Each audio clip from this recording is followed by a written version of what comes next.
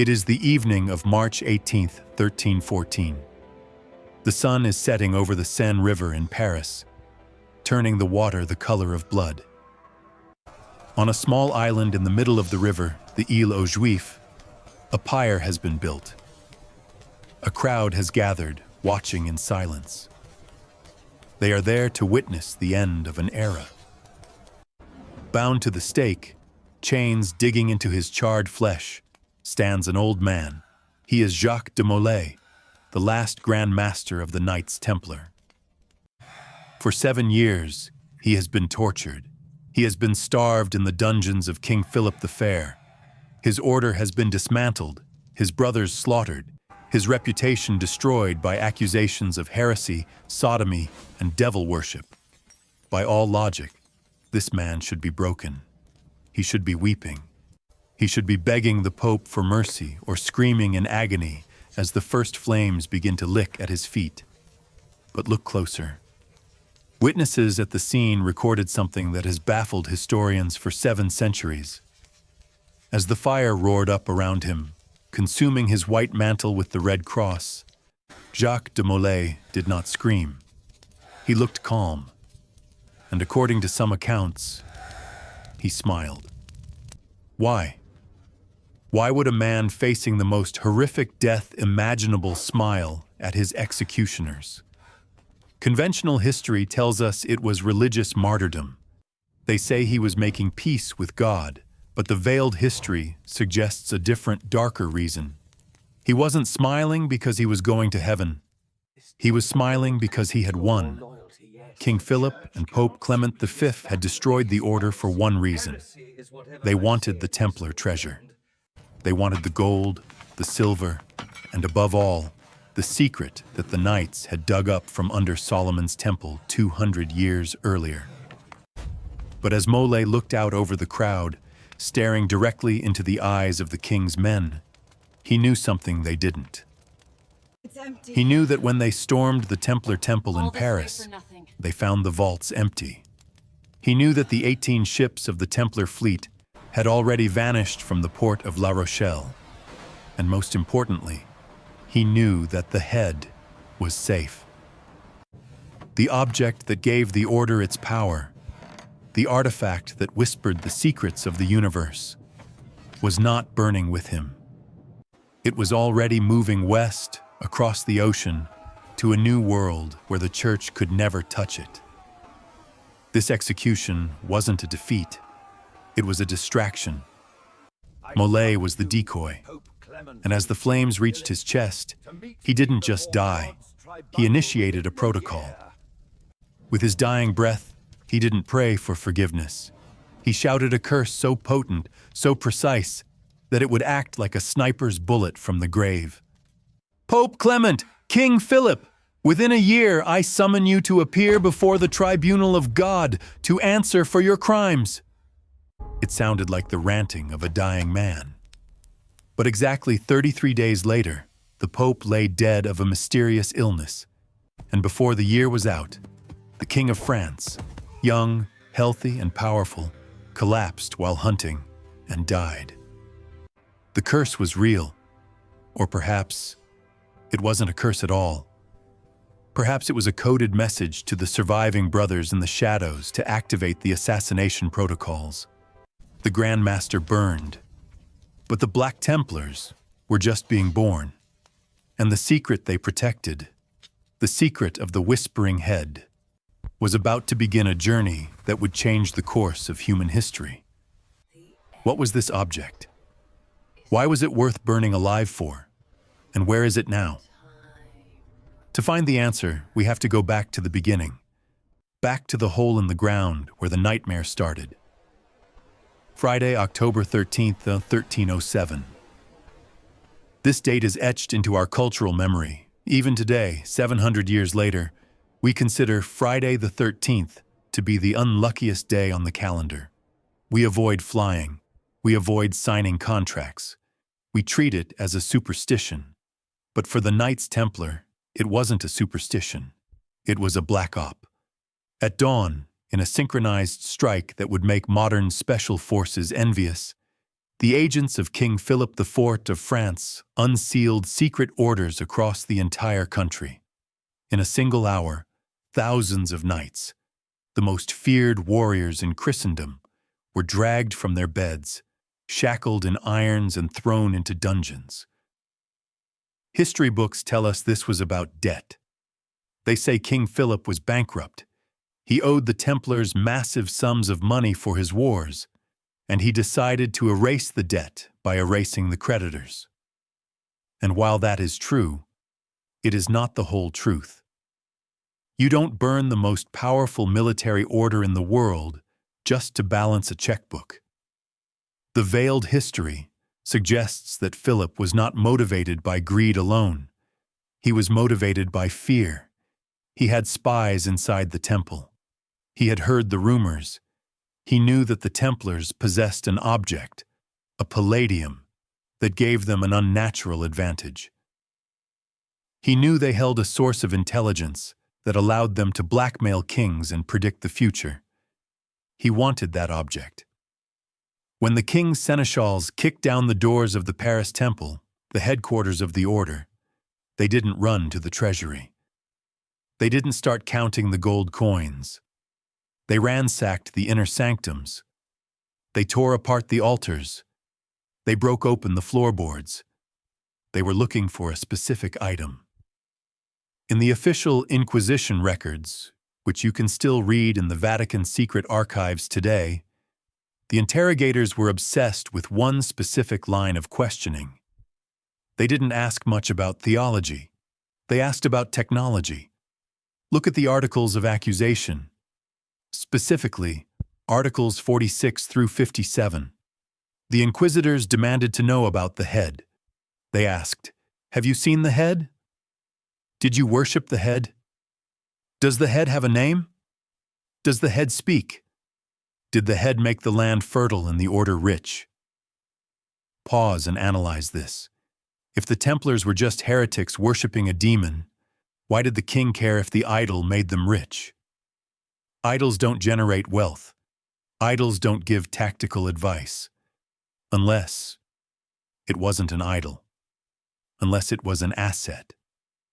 The descriptions given by the tortured knights are terrifyingly specific and consistent.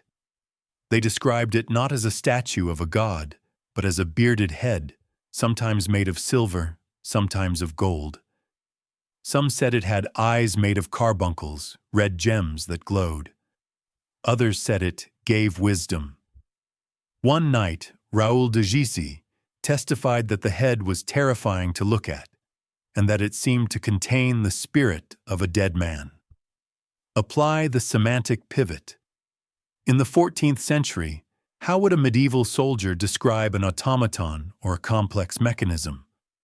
They would call it a magic head. How would they describe a device that stored data or issued coded commands?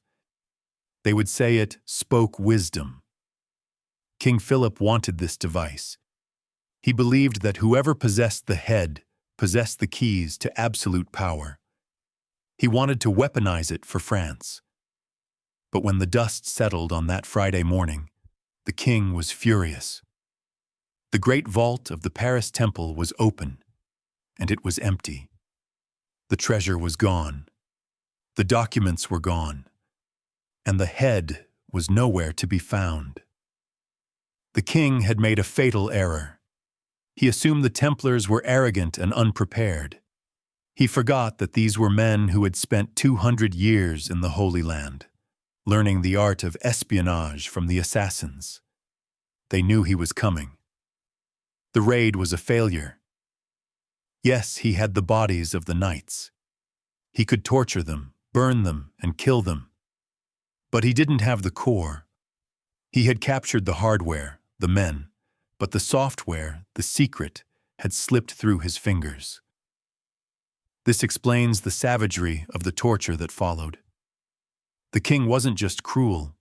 He was desperate. He needed to know where it went. Where is it? Who took it? Which route did they take? But the knights who stayed behind, including Grand Master Jacques de Molay, were the rear guard. Their job was to die. Their job was to buy time. Every day they refused to speak was another day the wagon train got closer to the coast. And while the king was tearing apart the stone floors of the Paris temple, screaming in frustration, a fleet of wagons was quietly rolling under the cover of darkness toward the port of La Rochelle. On those wagons were not just gold bars. Wrapped in velvet, hidden inside a nondescript chest, was the whispering head. It was leaving Europe. It was leaving the old world of kings and popes. The order had decided to move the main server to a new location. But where did this object come from? To understand why it was so valuable and why the Templars risked extinction to save it, we have to rewind the clock. We have to go back almost 200 years to the moment the very first Templars arrived in Jerusalem. They told the world they were there to protect pilgrims. That was a lie. They were a retrieval team, and they knew exactly where to dig. History is often a lie agreed upon. And the biggest lie in medieval history concerns the birth of the Knights Templar. We are told a romantic story. In the year 1118, 9 pious French knights, led by a nobleman named Hugues de Payens, arrived in Jerusalem. They were poor, humble, and dedicated to one noble cause: protecting the Christian pilgrims traveling the dangerous road from Jaffa to Jerusalem. It sounds heroic. But look at it with the cold logic of a military strategist. The road from Jaffa to Jerusalem is about 40 miles long. It runs through hostile, bandit-infested canyons. How can 9 men protect thousands of pilgrims on a 40-mile stretch of road? It is a logistical impossibility. They would be slaughtered in a week. Furthermore, for the first 9 years of their existence, the Templars did not recruit a single new member. They stayed at 9. They refused entry to other knights. If their mission was truly security, they would have been desperate for manpower. They would have built watchtowers. They would have patrolled the roads. But they didn't do any of that. In fact, there is almost no record of them fighting anyone during those first 9 years. So what were they doing? They were doing exactly what King Baldwin II of Jerusalem allowed them to do. The king gave them a very specific headquarters. He didn't give them a fortress at the city gates. He gave them the Al-Aqsa Mosque, which sits directly on top of the southern ruins of the Temple of Solomon. He gave them the keys to the most sacred archaeological site on earth. And the moment the doors closed, the protection of pilgrims stopped, and the excavation began. The Templars were not police officers. They were sappers. They spent those 9 years living underground. They weren't patrolling the highway. They were digging through the bedrock. We know this is true because we have the forensic evidence. In 1867, a British royal engineer and archaeologist named Lieutenant Charles Warren led an expedition to Jerusalem. He dug shafts under the Temple Mount to survey the foundations. What he found shocked him. Deep within the subterranean labyrinth, far below the surface level of the 12th century, Warren found artifacts that didn't belong to the ancient Jews. He found a spur. He found a lance head. He found a Templar cross. And most damning of all, he found evidence of a vertical tunnel dug straight up through the solid rock, targeting the exact location of the Holy of Holies, the inner sanctum where the Ark of the Covenant once rested. The veiled history reveals the true nature of the mission. Hugues de Payens didn't stumble upon Jerusalem. He was sent there with a map. The Cistercian monks, specifically Saint Bernard of Clairvaux, the spiritual godfather of the Templars, had discovered clues in ancient Hebrew and Essene texts. These texts hinted that before the Babylonians destroyed the first temple in 586 BC, the priests hid the national treasures deep in the natural caves beneath the mount. The 9 knights were a special ops retrieval team. Their poverty was a disguise. Their humility was a mask. They spent 3,000 days and nights in the dark, breathing dust, chipping away at limestone, guided by secret maps, looking for the vault. And sometime around the year 1127, the digging stopped.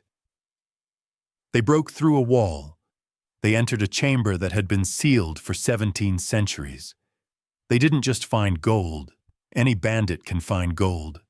They found the reason Solomon was called the wisest man in the world.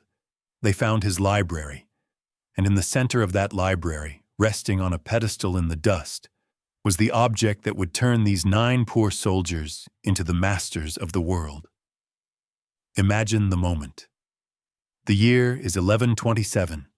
Deep beneath the Temple Mount, under tons of limestone, the pickaxe of a French knight strikes a hollow wall. The air that hisses out is stale, trapped there for 1,000 years. They widen the breach. They raise their torches.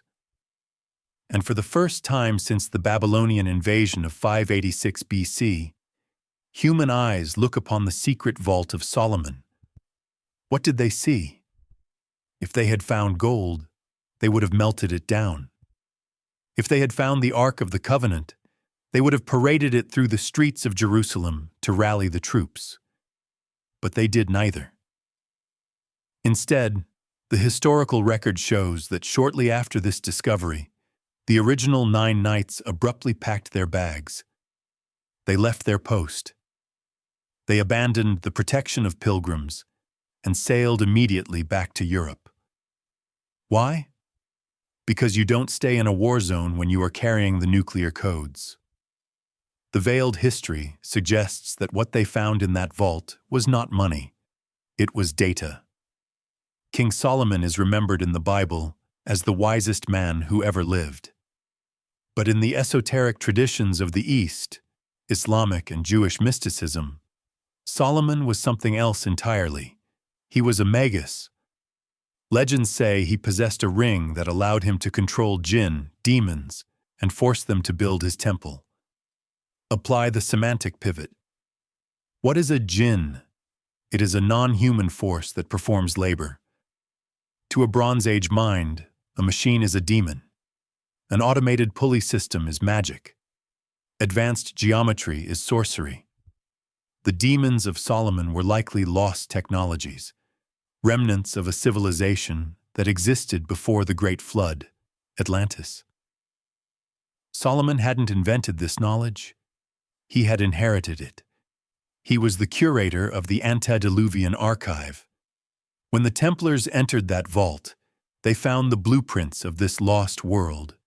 They found scrolls containing sacred geometry, the math of how to manipulate gravity and light. They found celestial navigation maps, star charts that showed the world as it looked before the ice melted, including the Americas. They found the genealogies, the true bloodlines of the ancient kings, stripping away the lies of the Church. This explains the greatest mystery of the Middle Ages, the Gothic Revolution. Before the Templars returned to Europe in 1128, architecture was heavy, dark, and blocky, Romanesque. Suddenly, out of nowhere, Europe began to build cathedrals. Notre Dame, Chartres, Amiens. These structures defied the engineering logic of the time. They soared into the sky with thin walls, massive stained glass windows, and flying buttresses. They were built using the golden mean, phi, and acoustic principles that resonate with the human brain. Where did a group of illiterate soldiers learn the advanced calculus required to build Chartres Cathedral? They didn't invent it. They decoded it. They were building the machines described in the scrolls found under the temple. The cathedrals were not just churches. They were stone books, preserving the Atlantean science in plain sight. But the archive contained something else, something smaller, something more dangerous than architecture. Among the scrolls and the maps, resting in the silence of the vault, was an object that didn't look like it belonged in the 12th century. Or the 1st century. It was a head. Not a skull of bone, but a construction of metal. It sat silent, waiting for a user who knew the password. When the Knights returned to Europe, they didn't just bring plans for big churches. They brought leverage. They marched into the Council of Troyes in 1129. They stood before the Pope's legates. Normally, 9 poor soldiers would be ignored, but these men were treated like royalty. Saint Bernard of Clairvaux, the most influential churchman in Christendom, drafted their rule. The Pope granted them unprecedented immunity. They would answer to no king, no bishop, only to the Pope himself, and they paid no taxes. Why? Why did the Church give them absolute power? Because the Templars showed them something. Perhaps they showed the Pope a scroll that proved the Church's history was a lie. Or perhaps they showed him the head. It was the ultimate blackmail. Give us what we want, or we release the information. The digging was over. The excavation was a success. The 9 knights had gone into the hole as soldiers. They came out as the guardians of the matrix. But possessing the object was one thing. Understanding how to use it was another. They needed to activate it. And to do that, they needed to perform a ritual that would later be twisted by their enemies into an accusation of devil worship. They had to kiss the head. What exactly was the head? For 700 years, the Church has told us it was an idol of the devil. They called it Baphomet. Later occultists drawn it as a goat-headed hermaphrodite. But if we ignore the propaganda and look at the actual court transcripts from 1307, a very different picture emerges. The knights who were tortured didn't describe a goat. They described a specific manufactured object. It was a head, bearded, made of silver and gold. It had eyes made of carbuncles that glowed red. It seemed to have 2 faces. It rested on 4 feet. Stop and visualize this. A metallic head, glowing red eyes, light source, sitting on a stand with 4 legs. Does this sound like a statue? Or does it sound like a device? In the Middle Ages, there was a persistent rumor about the brazen head. Legends claim that great scholars like Roger Bacon, Albertus Magnus, and Pope Sylvester II possessed a head of brass that could speak. It was said to be a mechanical construct, an automaton, that could answer any question with a yes or no. Apply the veiled history filter. We are looking at a primitive binary computer, a logic processor. The Templars didn't dig up a demon. They dug up a piece of antediluvian tech. Perhaps it was a communication device left by the ancients. Perhaps it was a repository of recorded knowledge, a black box from the pre-flood world that could be accessed by specific vocal frequencies. The accusations stated that the head prophesied.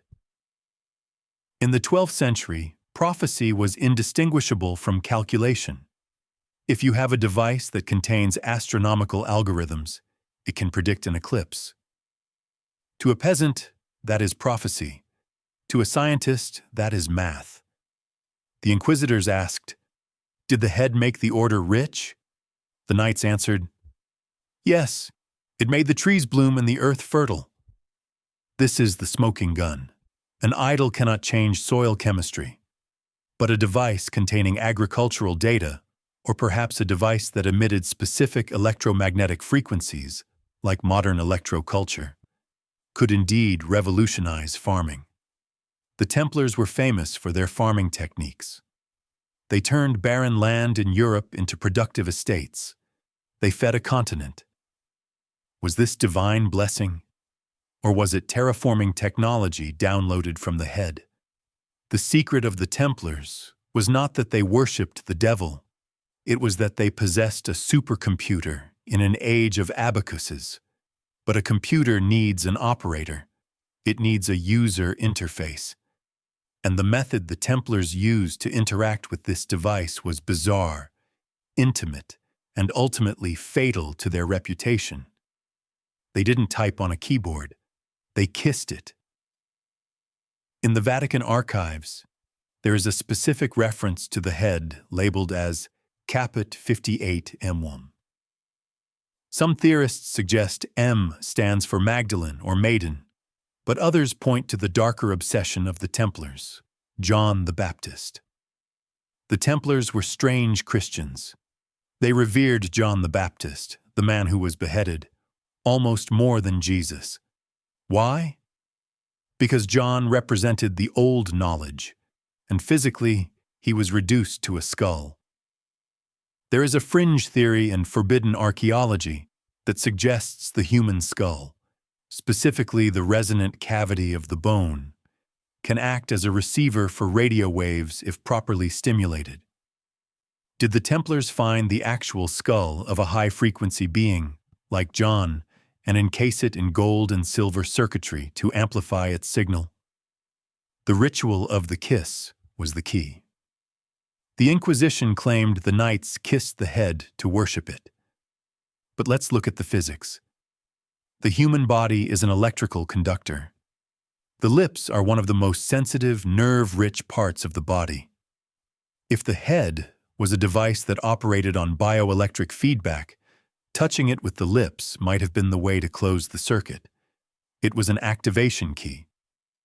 The knights testified that when the head was brought out, they were terrified. They said it looked like the face of a man, but it was not a man. They said it whispered. Imagine the scene in the secret crypts of the Paris Temple. The Grand Master stands before the silver object with the glowing red eyes. He leans in. He touches his lips to the cold metal. A hum fills the room. The eyes flash. And then a voice, mechanical, hollow, and ancient, speaks from the device. It gives them coordinates for a ship. It gives them the location of a gold vein. It gives them the name of a traitor in the king's court. This was the source of their invincibility. They weren't guessing. They were downloading. They had an oracle that couldn't lie. And for nearly 200 years, this oracle guided them from being 9 poor monks to being the bankers of the world. But possessing such power is dangerous. It breeds arrogance, and it attracts envy. King Philip didn't just want their money, he wanted their Google. He wanted the source of the data. But he made a mistake. He thought the power lay in the men. He didn't realize that the men were just servants of the machine. And the machine had already predicted his betrayal. In the 12th century, Europe was an economic backwater. It was the Dark Ages. There was no unified currency. There was no concept of credit. If you wanted to buy something, you traded a cow for a bag of salt. If you wanted to travel, you carried your gold in a pouch at your belt, waiting to be robbed by the first bandit you met. Then, suddenly, the Knights Templar changed the operating system of the world. Almost overnight, they established a financial network that spanned from London to Jerusalem. It was a system so advanced, so secure, and so mathematical that it rivals the modern SWIFT banking network. They invented the check.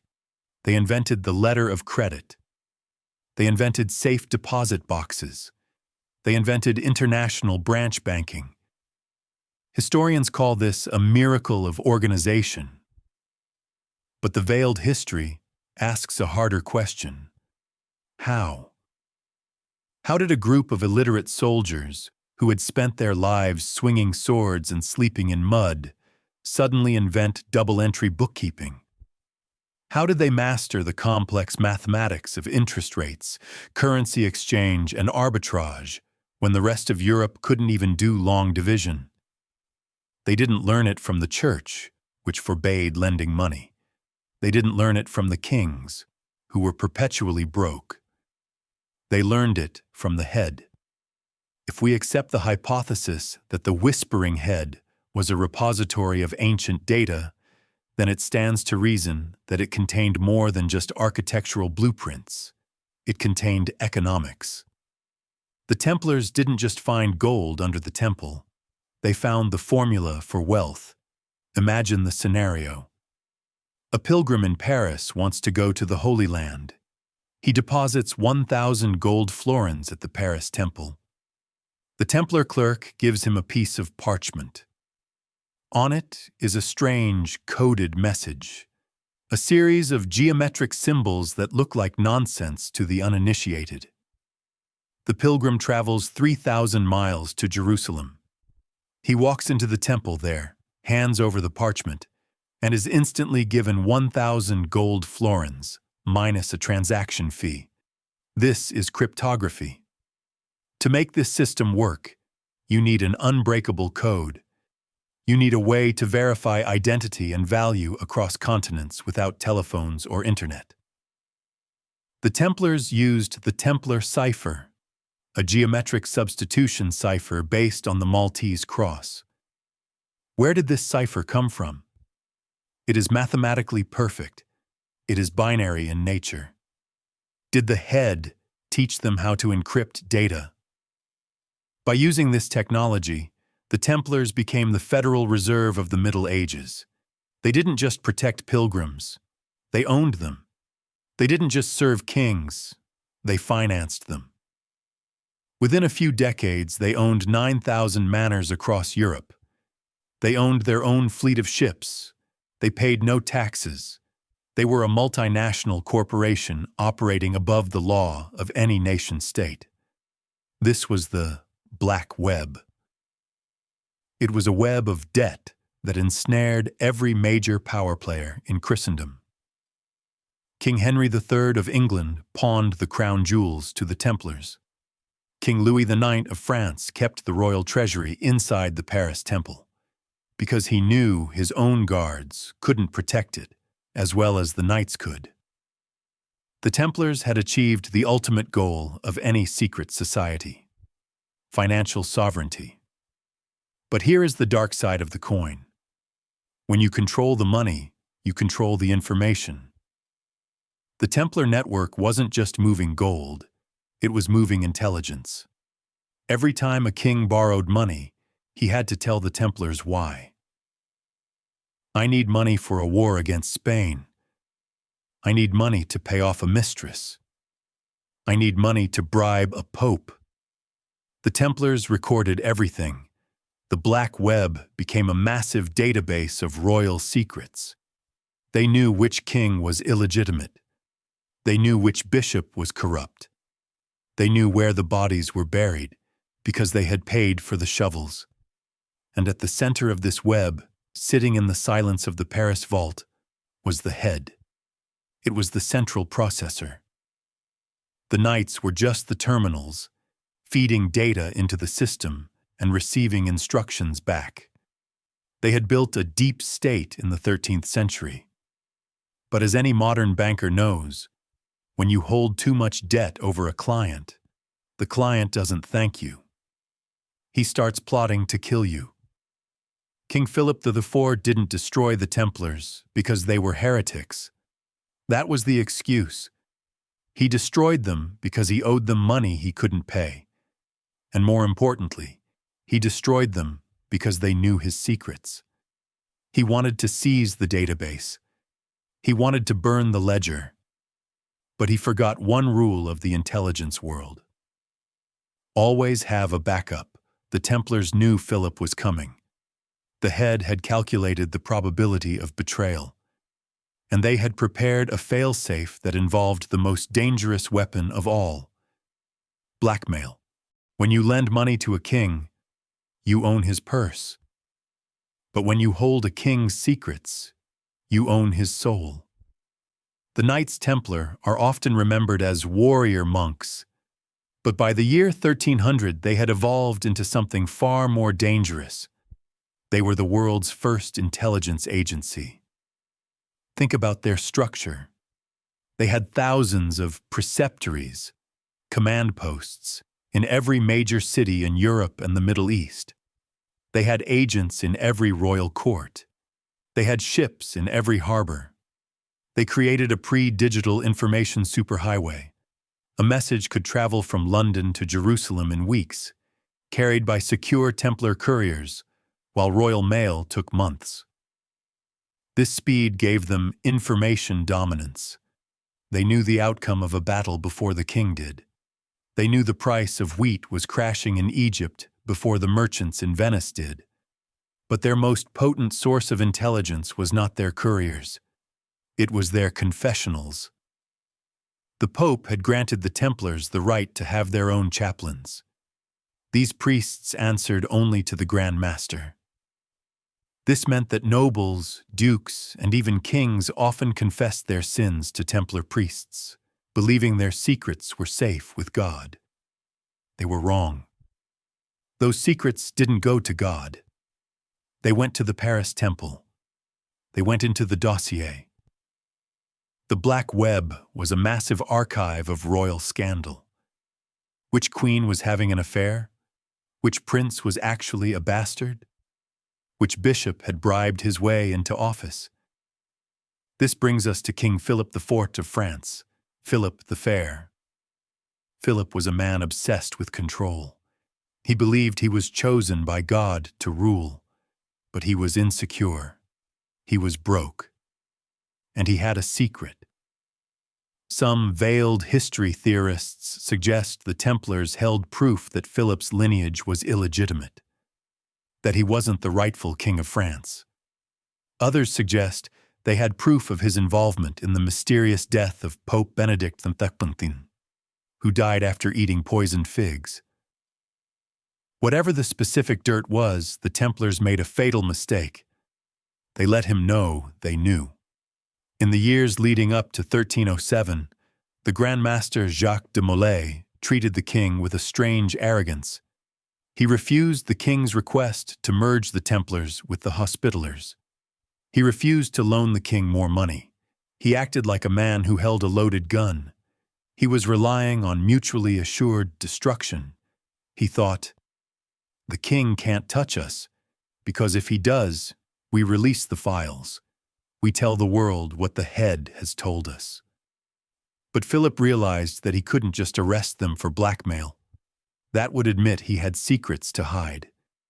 He needed to destroy their credibility first. He needed to make them monsters. He needed a narrative so horrific that no one would listen to anything a Templar said ever again. So he weaponized their own rituals against them. He took the rumors of their secret meetings, the technology, the head, the strange initiation rites, and he twisted them into Satanism. He accused them of spitting on the cross. He accused them of obscene kisses. He accused them of worshiping a talking head. This was a masterstroke of disinformation.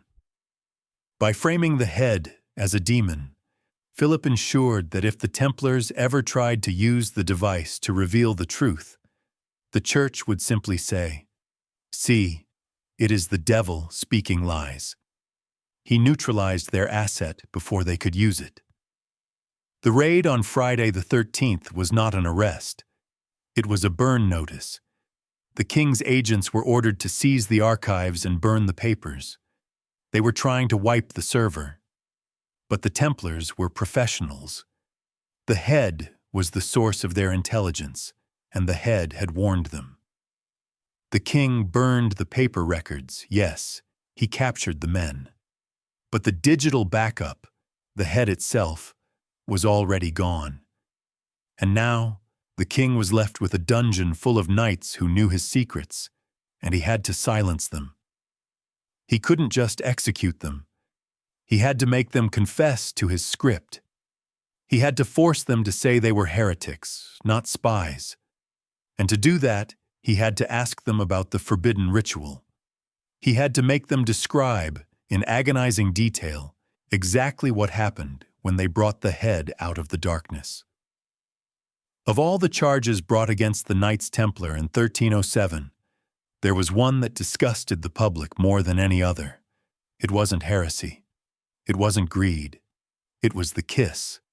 The Inquisition records are filled with confessions, extracted under torture, yes, but suspiciously consistent in their detail.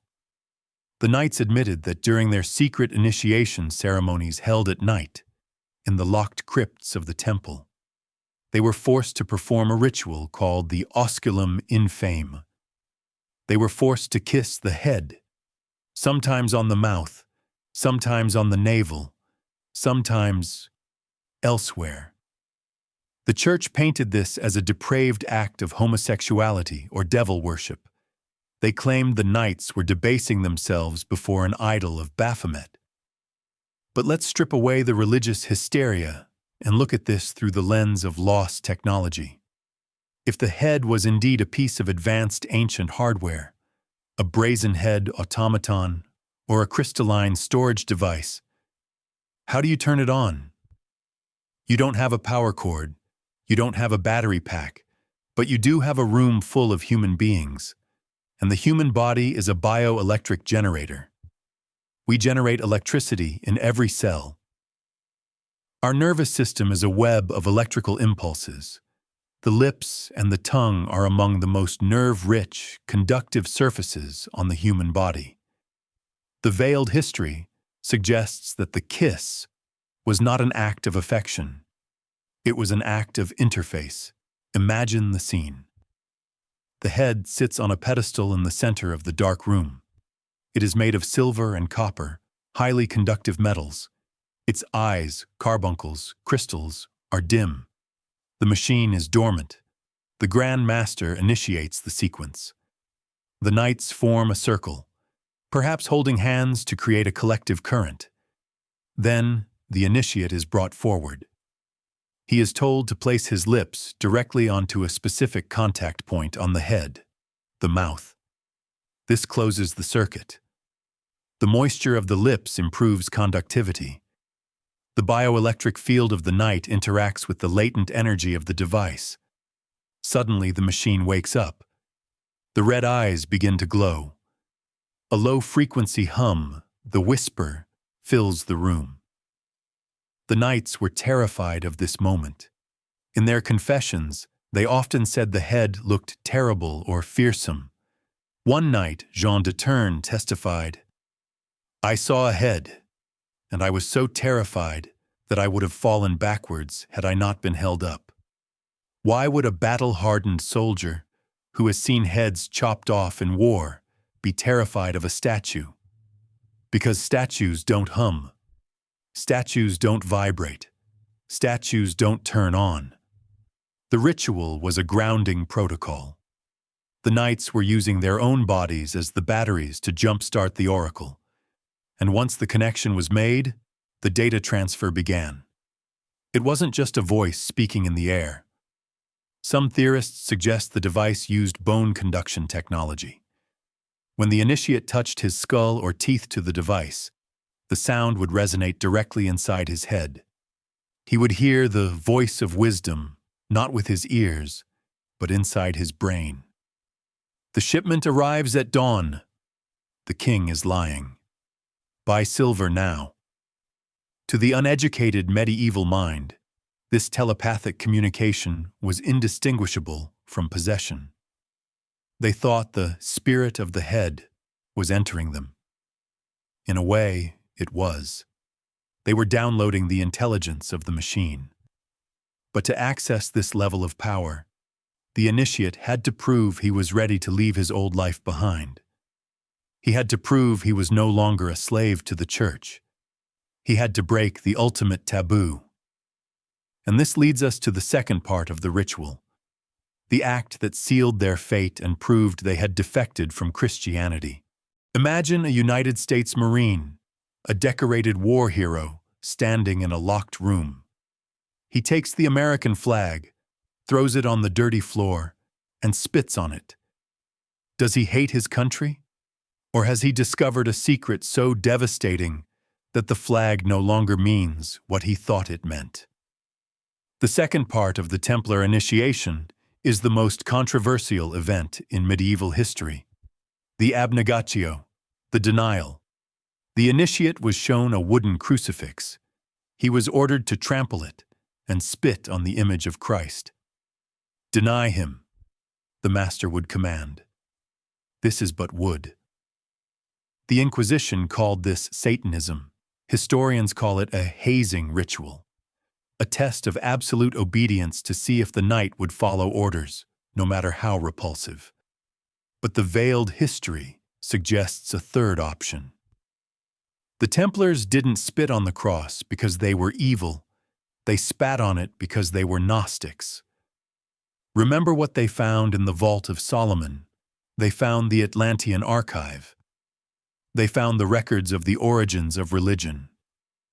It is highly probable that among those scrolls were the original histories of Jesus of Nazareth, histories that contradicted the edited, polished version sold by the Vatican. Perhaps they found proof that the resurrection never happened physically. Perhaps they found proof that Jesus was a mortal man, a dynastic king, who married and had children, the bloodline theory. Or perhaps they adopted the ancient Gnostic belief that the cross was not a symbol of salvation, but a symbol of material torture.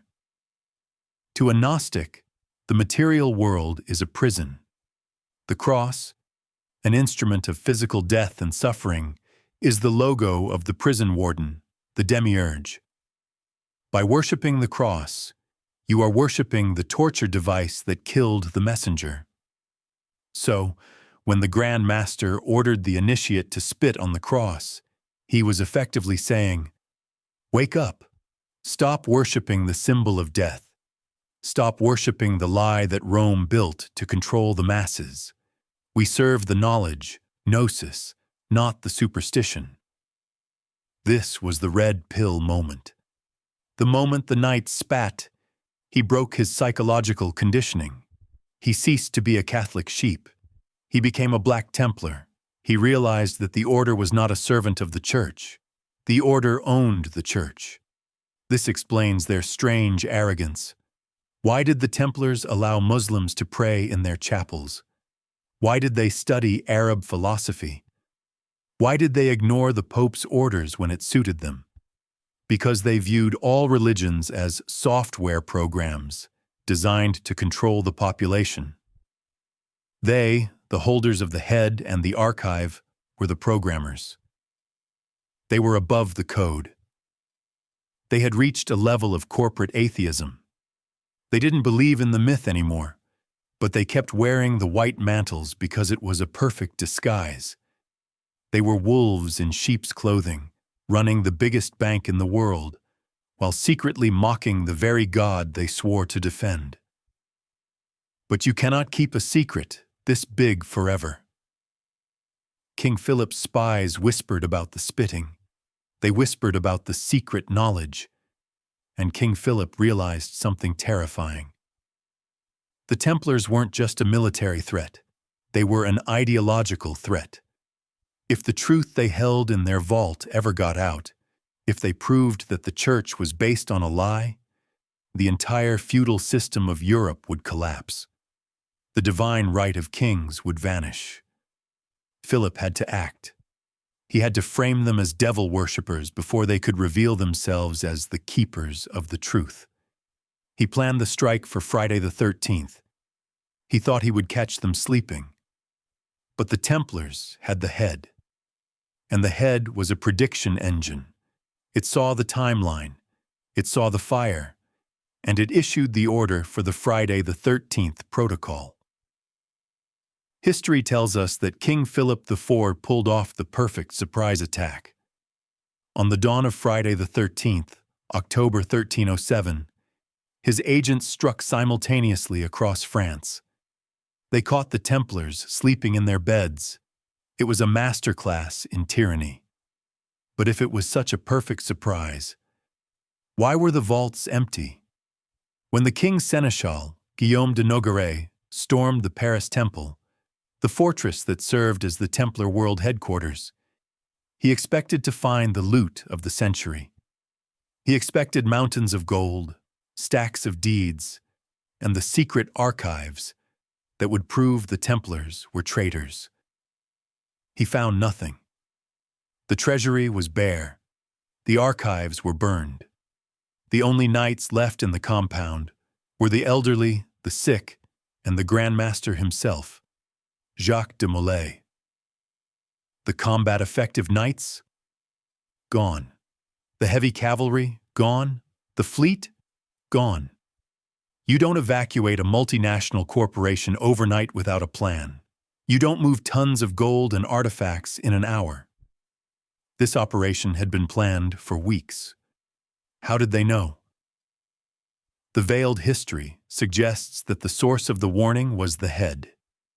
If we accept the hypothesis that the whispering head was a predictive algorithm, a device capable of processing vast amounts of political and economic data, then it saw the raid coming long before the king signed the order. The device analyzed the variables. Variable 1, the king's debt was unsustainable. Variable 2, the Pope was weak and controlled by the French crown. Variable 3, the Templars had refused the king's request for a loan 3 times. The algorithm output a probability of betrayal, 100%.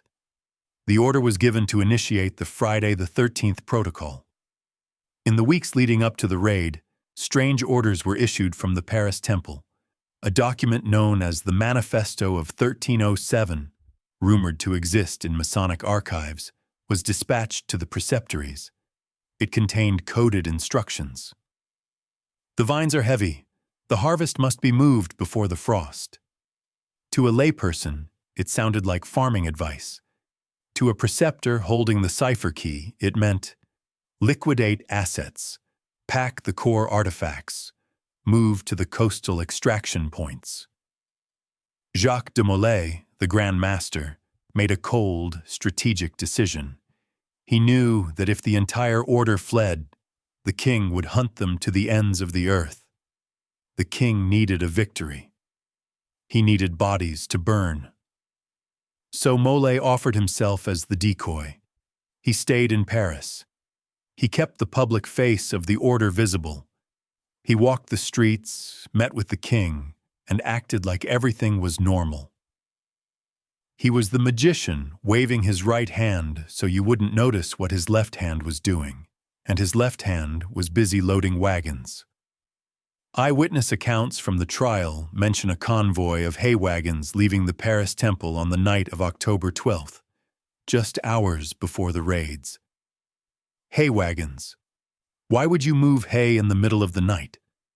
Because hay is the perfect camouflage for heavy chests. Hidden beneath the straw were the real treasures of Solomon. Not the gold coins. Those were heavy and replaceable. They took the intellectual property. They took the star maps. They took the banking ciphers. They took the genealogies of the bloodline. And in the lead wagon, cushioned by velvet and straw, sat the Caput 58M, the head. The king's spies were watching the gates, but they were looking for knights in armor. They weren't looking for farmers hauling straw. The convoy slipped past the blockade. They headed not for the border, but for the River Seine, where light barges were waiting to ferry the cargo downriver to the coast. The surprise attack was a trap, but not for the Templars. It was a trap for the king. He caught the shell of the order, but the ghost had already left the machine. By the time the sun rose on Friday the 13th, the head was already miles away, moving toward the port of La Rochelle, where the Templar navy was waiting with sails unfurled. The knights had ceased to be a land army.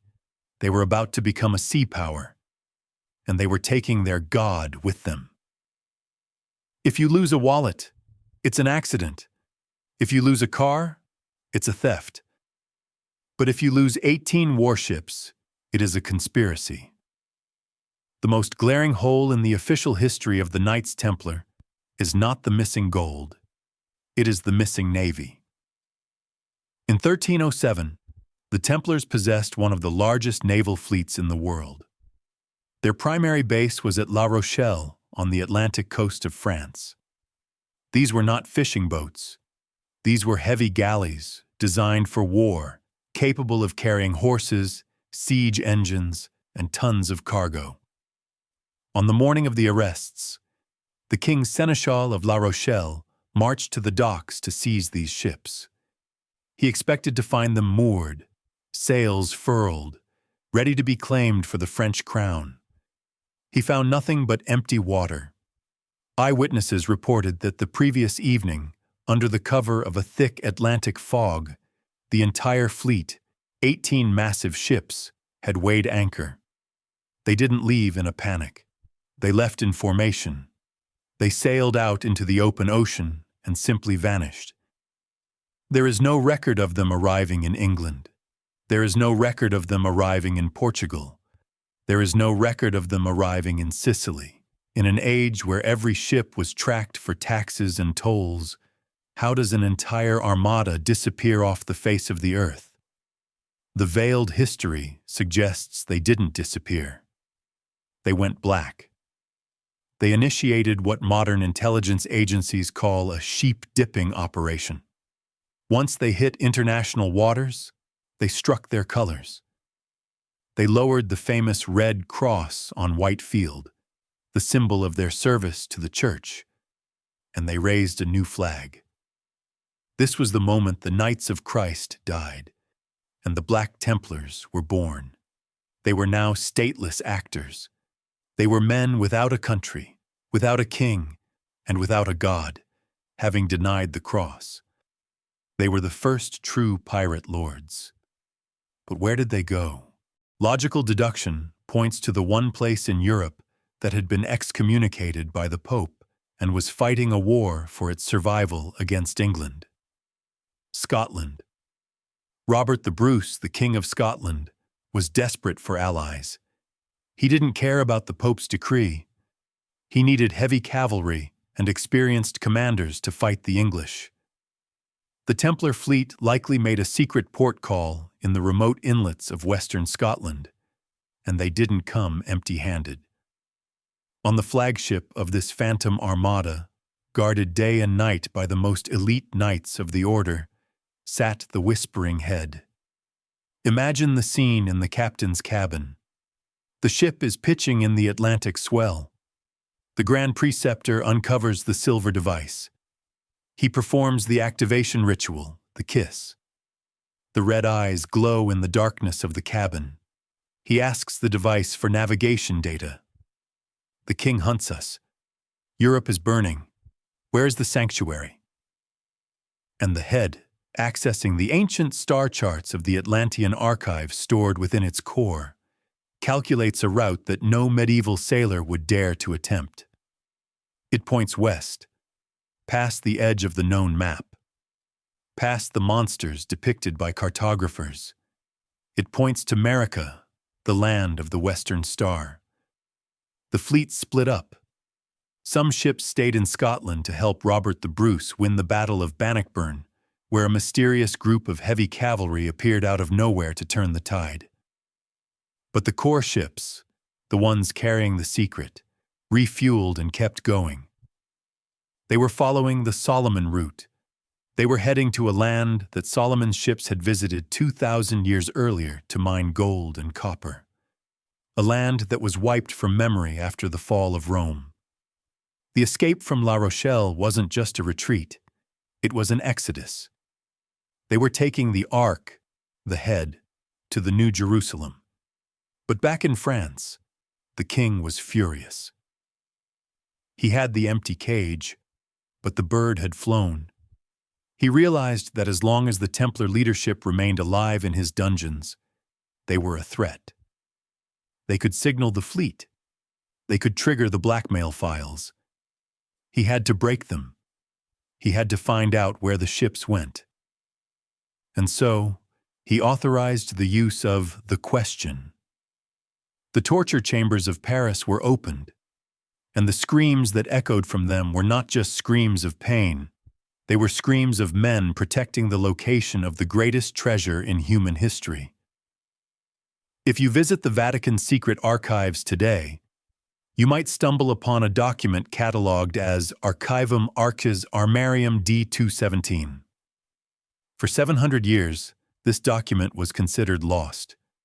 Historians believed it didn't exist. The church claimed it had been misplaced. But in September 2001, An Italian paleographer named Barbara Frail found it. It wasn't lost. It had been deliberately misfiled. This document is known as the Chinon Parchment, and its contents completely destroy the official history of the Knights Templar. We are taught that the Templars were burned because they were guilty. We are told that the Pope, Clement XV, condemned them as heretics and idolaters. But the Chinon Parchment tells a different story. It is a record of a secret interrogation conducted by the Pope's emissaries at the Château de Chinon in August 1308. The conclusion? The Pope absolved them. The document explicitly states that the Pope found no evidence of heresy. He accepted their explanation that the spitting on the cross was a hazing ritual or a Gnostic test, not an act of malice. He granted them full absolution and restored them to the communion of the Church. So if the Pope declared them innocent in 1308, why were they burned alive in 1314? This brings us to the darkest reality of the Templar Purge. It wasn't a trial. It was a hostile takeover. King Philip IV of France didn't care about the Pope's opinion. In fact, he was holding the Pope hostage, Avignon Papacy era. When Philip learned about the Chinon Parchment, he realized he had a problem. If the Templars were innocent, he couldn't seize their assets. He couldn't erase his debt. And most importantly, he couldn't legally hunt down the missing fleet. He needed them to be guilty, so he suppressed the evidence. He buried the parchment in the deepest archives of the Vatican, ensuring it wouldn't see the light of day for 7 centuries. And then he unleashed the torture. We must understand that medieval torture was not just punishment. It was interrogation technology. The king's agents, led by the brutal Guillaume de Nogaret, didn't just want confessions of heresy. They could write those themselves. They wanted data. The transcripts of the torture sessions reveal a frantic obsession with 3 things. Where is the fleet? Where is the treasure? Where is the head? They used the strappado, dislocating the shoulders. They used the rack. They coated the knights' feet in fat and held them over open fires until the bones fell out. 36 knights died during the initial interrogation in Paris alone. But here is the incredible part. Under this unimaginable pain, the knights confessed to everything the king wanted to hear, but nothing that mattered. They confessed to spitting on the cross. Who cares? It's symbolic. They confessed to kissing each other. Scandalous, but irrelevant. They confessed to worshipping a cat. Absurd. But not a single knight gave up the coordinates of the fleet. Not a single knight drew a map to the secret vaults. Not a single knight revealed who had taken the head. This was counter-interrogation training. The Templars were the special forces of their day. They knew that if they gave the king the satanic soundbites he wanted for his propaganda, he might stop the torture. They fed him the fake news to protect the real secrets. They sacrificed their reputations to save the mission. Grand Master Jacques de Molay, imprisoned in the dungeons of Chinon, played a dangerous game of 4D chess. He publicly confessed, then retracted, then confessed again. He created legal confusion that dragged the trial out for 7 years. Why? To give the fleet time to cross the Atlantic. To give the Black Templars time to establish their new base of operations in Scotland and beyond. He bought time with his own blood. By 1314, King Philip had run out of patience. He realized he was never going to get the location of the head. The knights were mocking him with their silence. He decided to liquidate the assets. He ordered the final execution. No more trials, no more questions, just fire. He thought that burning the leaders would kill the movement. He thought that by turning them into ash, he would end the curse of the Templars. He was wrong. Fire is energy.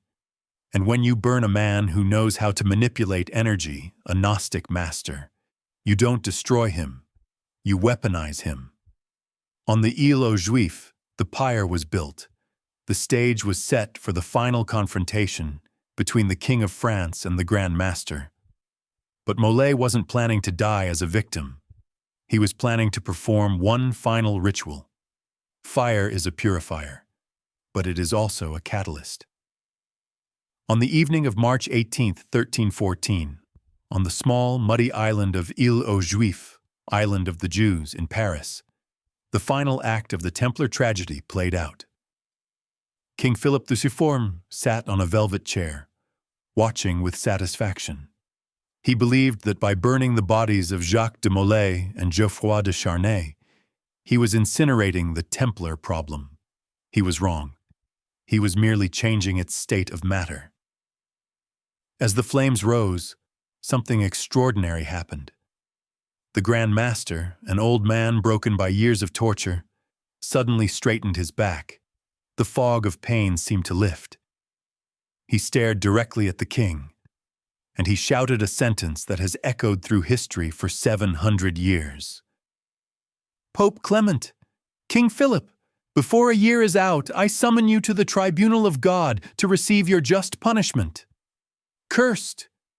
You are all cursed until the 13th generation of your blood. To the superstitious crowd, it sounded like the desperate scream of a dying sorcerer. But apply the veiled history logic. Jacques de Molay wasn't casting a spell. He was issuing a kill order. The Templars had spent decades in the Holy Land interacting with the Hashishin, the Order of Assassins. They knew the arts of toxicology. They knew the science of delayed poisons. They knew how to infiltrate a royal court. The curse was a signal to the sleeper agents, the Black Templars, who had evaded capture and were hiding in plain sight as monks, servants, and courtiers. The signal meant, the negotiation is over. Execute the targets. Look at the timeline. It is forensic evidence of a hit. Target 1, Pope Clement V. He died on April 20th, 1314. Exactly 33 days after the execution. The number 33 is highly significant in Masonic and Templar symbolism. Was this a signature? The Pope died of an agonizing stomach illness. His doctors were baffled. Today we would call it arsenic poisoning, or perhaps ground diamond dust mixed into his food, a favorite method of the time that destroys the intestines slowly. Target 2, King Philip IV. He died on November 29th, 1314, just 8 months after the execution. He was young, athletic, and healthy. He collapsed while hunting. The official cause was a stroke. But in the Middle Ages, stroke was often a euphemism for unexplained sudden death. Did a Black Templar arrow graze him with a neurotoxin? Or was his wine spiked with nightshade? The precision is too perfect to be a coincidence. Both men, the two most powerful figures in Europe, were dead within the year, exactly as prophesied. And the curse didn't stop there. Molay cursed Philip's bloodline to the 13th generation. Within 14 years, Philip's 3 sons all died without producing a male heir. The Capetian dynasty, which had ruled France for centuries, collapsed completely. France plunged into the 100 Years' War. The Templars had destroyed the French monarchy from the grave. This moment marked the birth of the Black Templars. Before the fire, they were defenders of the system. After the fire, they became the nemesis of the system. They realized that playing by the rules of chivalry was a death sentence. To survive against a tyrant king and a corrupt pope, they had to become monsters. They shed the white mantle of innocence. They adopted the black flag of piracy. And the image of Jacques de Molay's charred skull became their new icon. They didn't mourn him, they used him. This connects directly to the modern secret society known as Skull and Bones. The number 322 appears on their logo, Some say it refers to the year 322 BC, death of Demosthenes. But others suggest a darker connection to the year 1314, 13 14 or 27. The numerology gets complex, but the symbol remains.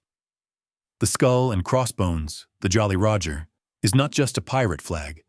It is a portrait of Jacques de Molay. The skull is the master. The crossed bones are his burning limbs. It is a visual reminder to every surviving Templar. Remember the fire. Remember the betrayal. Trust no king. Trust no pope. The execution was meant to be the end. Instead, it was the Big Bang that created the underground network that runs the world today. The leaders were dead, but the head was safe. The fleet was safe. And somewhere in the Atlantic Ocean, the Phantom Armada was lowering the cross and raising the skull. They were no longer knights. They were corsairs.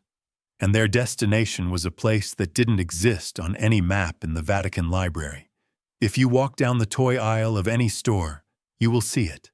A black flag with a grinning white skull and two crossed bones. We call it the Jolly Roger. We associate it with treasure maps, parrots, and drunken sailors singing sea shanties. Disney has turned it into a cartoon. But history has a way of hiding the most terrifying truths in plain sight.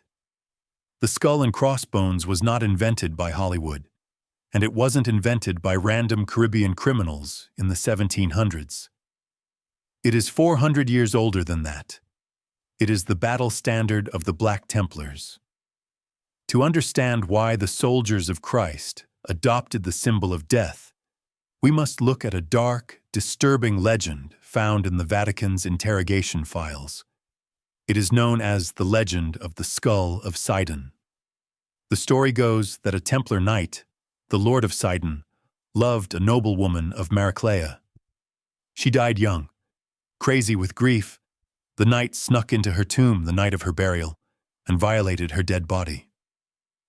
Before he left, a disembodied voice spoke from the grave.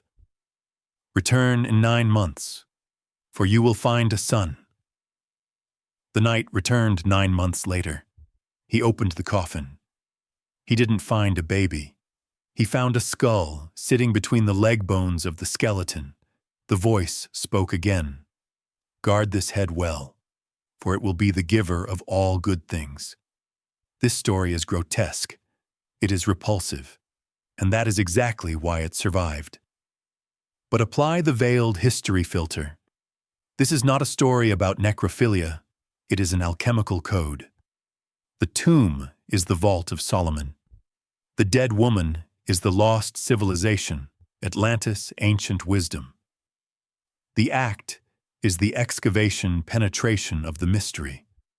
The 9 months represents the 9 founders and the 9 years of silence. The skull is the artifact, the whispering head, that resulted from the excavation. The Templars adopted the skull and crossbones as their heraldry to signal to the world, and to each other, that they were no longer servants of the living church. They were servants of the dead knowledge. When the fleet escaped La Rochelle in 1307, they couldn't fly the Red Cross anymore. That cross belonged to the Pope. To fly it was to acknowledge the Pope's authority. So they stripped the red paint from their sails. They dyed the canvas black, the color of mourning, the color of the void, the color of the hidden, and they painted the skull of Sidon on the mainmast. It was a declaration of war. To the Vatican, it meant, "You tried to kill us, but we are the skull that survived the grave. We are dead to you, but we are alive in the shadows." The crossed bones are significant. In Masonic symbolism, which inherited Templar rituals, the shin bones, femurs, represent the pillars of the temple, but crossed in an X. The X is the symbol of Osiris, the god of the underworld. It signifies resurrection. By raising this flag, the Black Templars were saying, "You cannot kill what is already dead. This moment marked a fundamental shift in their psychology. A knight fights for honor. A pirate fights for survival. A knight follows a code. A pirate follows the wind. The strict discipline of the order was maintained, but the objective changed. They stopped protecting pilgrims. They began hunting the ships of the French king and the Pope. They became the corsairs of God, a rogue navy that ruled the Atlantic, but they couldn't stay at sea forever. A fleet needs a port. A fleet needs a fortress. And since all the ports of Europe were closed to them, they had to go to the edge of the known world. They had to go to a place where the king's law didn't reach. They turned their prows north, toward the mist-covered highlands of Scotland. There, a rebel king was waiting for them, and there they would build the first stone vault to hide the head. When a standing army is disbanded by the state, the soldiers do not simply evaporate. They go rogue. They become mercenaries. They become insurgents. In 1308, the Atlantic Ocean became a war zone. For centuries, the shipping lanes of Europe had been relatively safe, policed by the threat of royal navies. But suddenly, ships flying the flags of France and the Papal States began to disappear. They weren't sinking in storms. They were being hunted. The veiled history posits that this was the beginning of the Templar naval war. The Black Templars, now operating from secret coves in Scotland and Portugal, initiated a campaign of asymmetric warfare. They couldn't fight King Philip on land. His army numbered in the tens of thousands. But at sea, numbers don't matter as much as technology and skill. And the Templars possessed both in abundance. Let's look at their tactical advantage. 1. The magic of navigation. In the 14th century, most European sailors were coasters. They hugged the shoreline because they were terrified of the open ocean. If they lost sight of land, they were lost. The Templars, however, possessed a piece of technology they had recovered from the East, or perhaps from the Vault of Solomon. The magnetic compass. While French captains were navigating by guessing the position of the sun, Templar captains were navigating by the magnetic field of the earth. This allowed them to strike from the deep ocean, from out of the fog, where no one expected an attack. To the terrified French sailors, it seemed like the Black Templars appeared out of thin air. They called them ghost ships. 2. The flag of no quarter. In medieval warfare, capturing knights was a business. You captured a nobleman, you ransomed him. War was a transaction, but the Black Templars changed the rules. When they raised the skull and bones, it signaled a new doctrine. No quarter. No mercy. They weren't interested in ransom. They weren't interested in money. They were interested in liquidation. They attacked Vatican treasure ships carrying tithes from England to Rome. They boarded them with the efficiency of special forces. They slaughtered the crews, they seized the gold, and then they burned the ships to the waterline. This wasn't piracy. It was sanctions. They were starving the beast. They were cutting off the cash flow to the king who had burned their master. The Vatican responded by labeling them hostis humani generis, enemies of the human race. This is the legal definition of a pirate. This is why history remembers them as criminals. But ask yourself, does a criminal organization maintain strict military discipline? Does a criminal organization wear uniforms? The Black Templars maintained the rule of the order even at sea. They prayed in their Gnostic way. They ate in silence. They obeyed the Grand Admiral. They were not a chaotic mob. They were a navy in exile, and the head, the whispering head, was their admiral.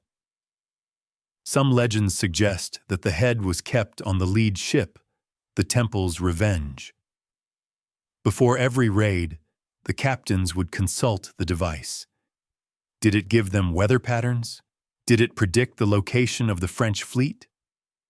The success rate of these pirates was statistically impossible. They struck targets carrying the most value with pinpoint accuracy. They were acting on high-level intelligence. The wealth they accumulated during this period was staggering. What did they do with it? They didn't spend it on rum and women. They funded the resistance. They poured money into Scotland, supporting Robert the Bruce against England, an ally of the Pope. They poured money into Portugal, where the king simply changed their name to the Order of Christ and let them keep their castles. But the ocean is a lonely place. You cannot live on the water forever. A ship needs to be repaired. A crew needs to rest. And most importantly, the artifact needed a permanent stone-walled vault to be safe. The Black Templars needed a new headquarters, a place so remote, so rugged, and so anti-Catholic that the Pope's arm couldn't reach it.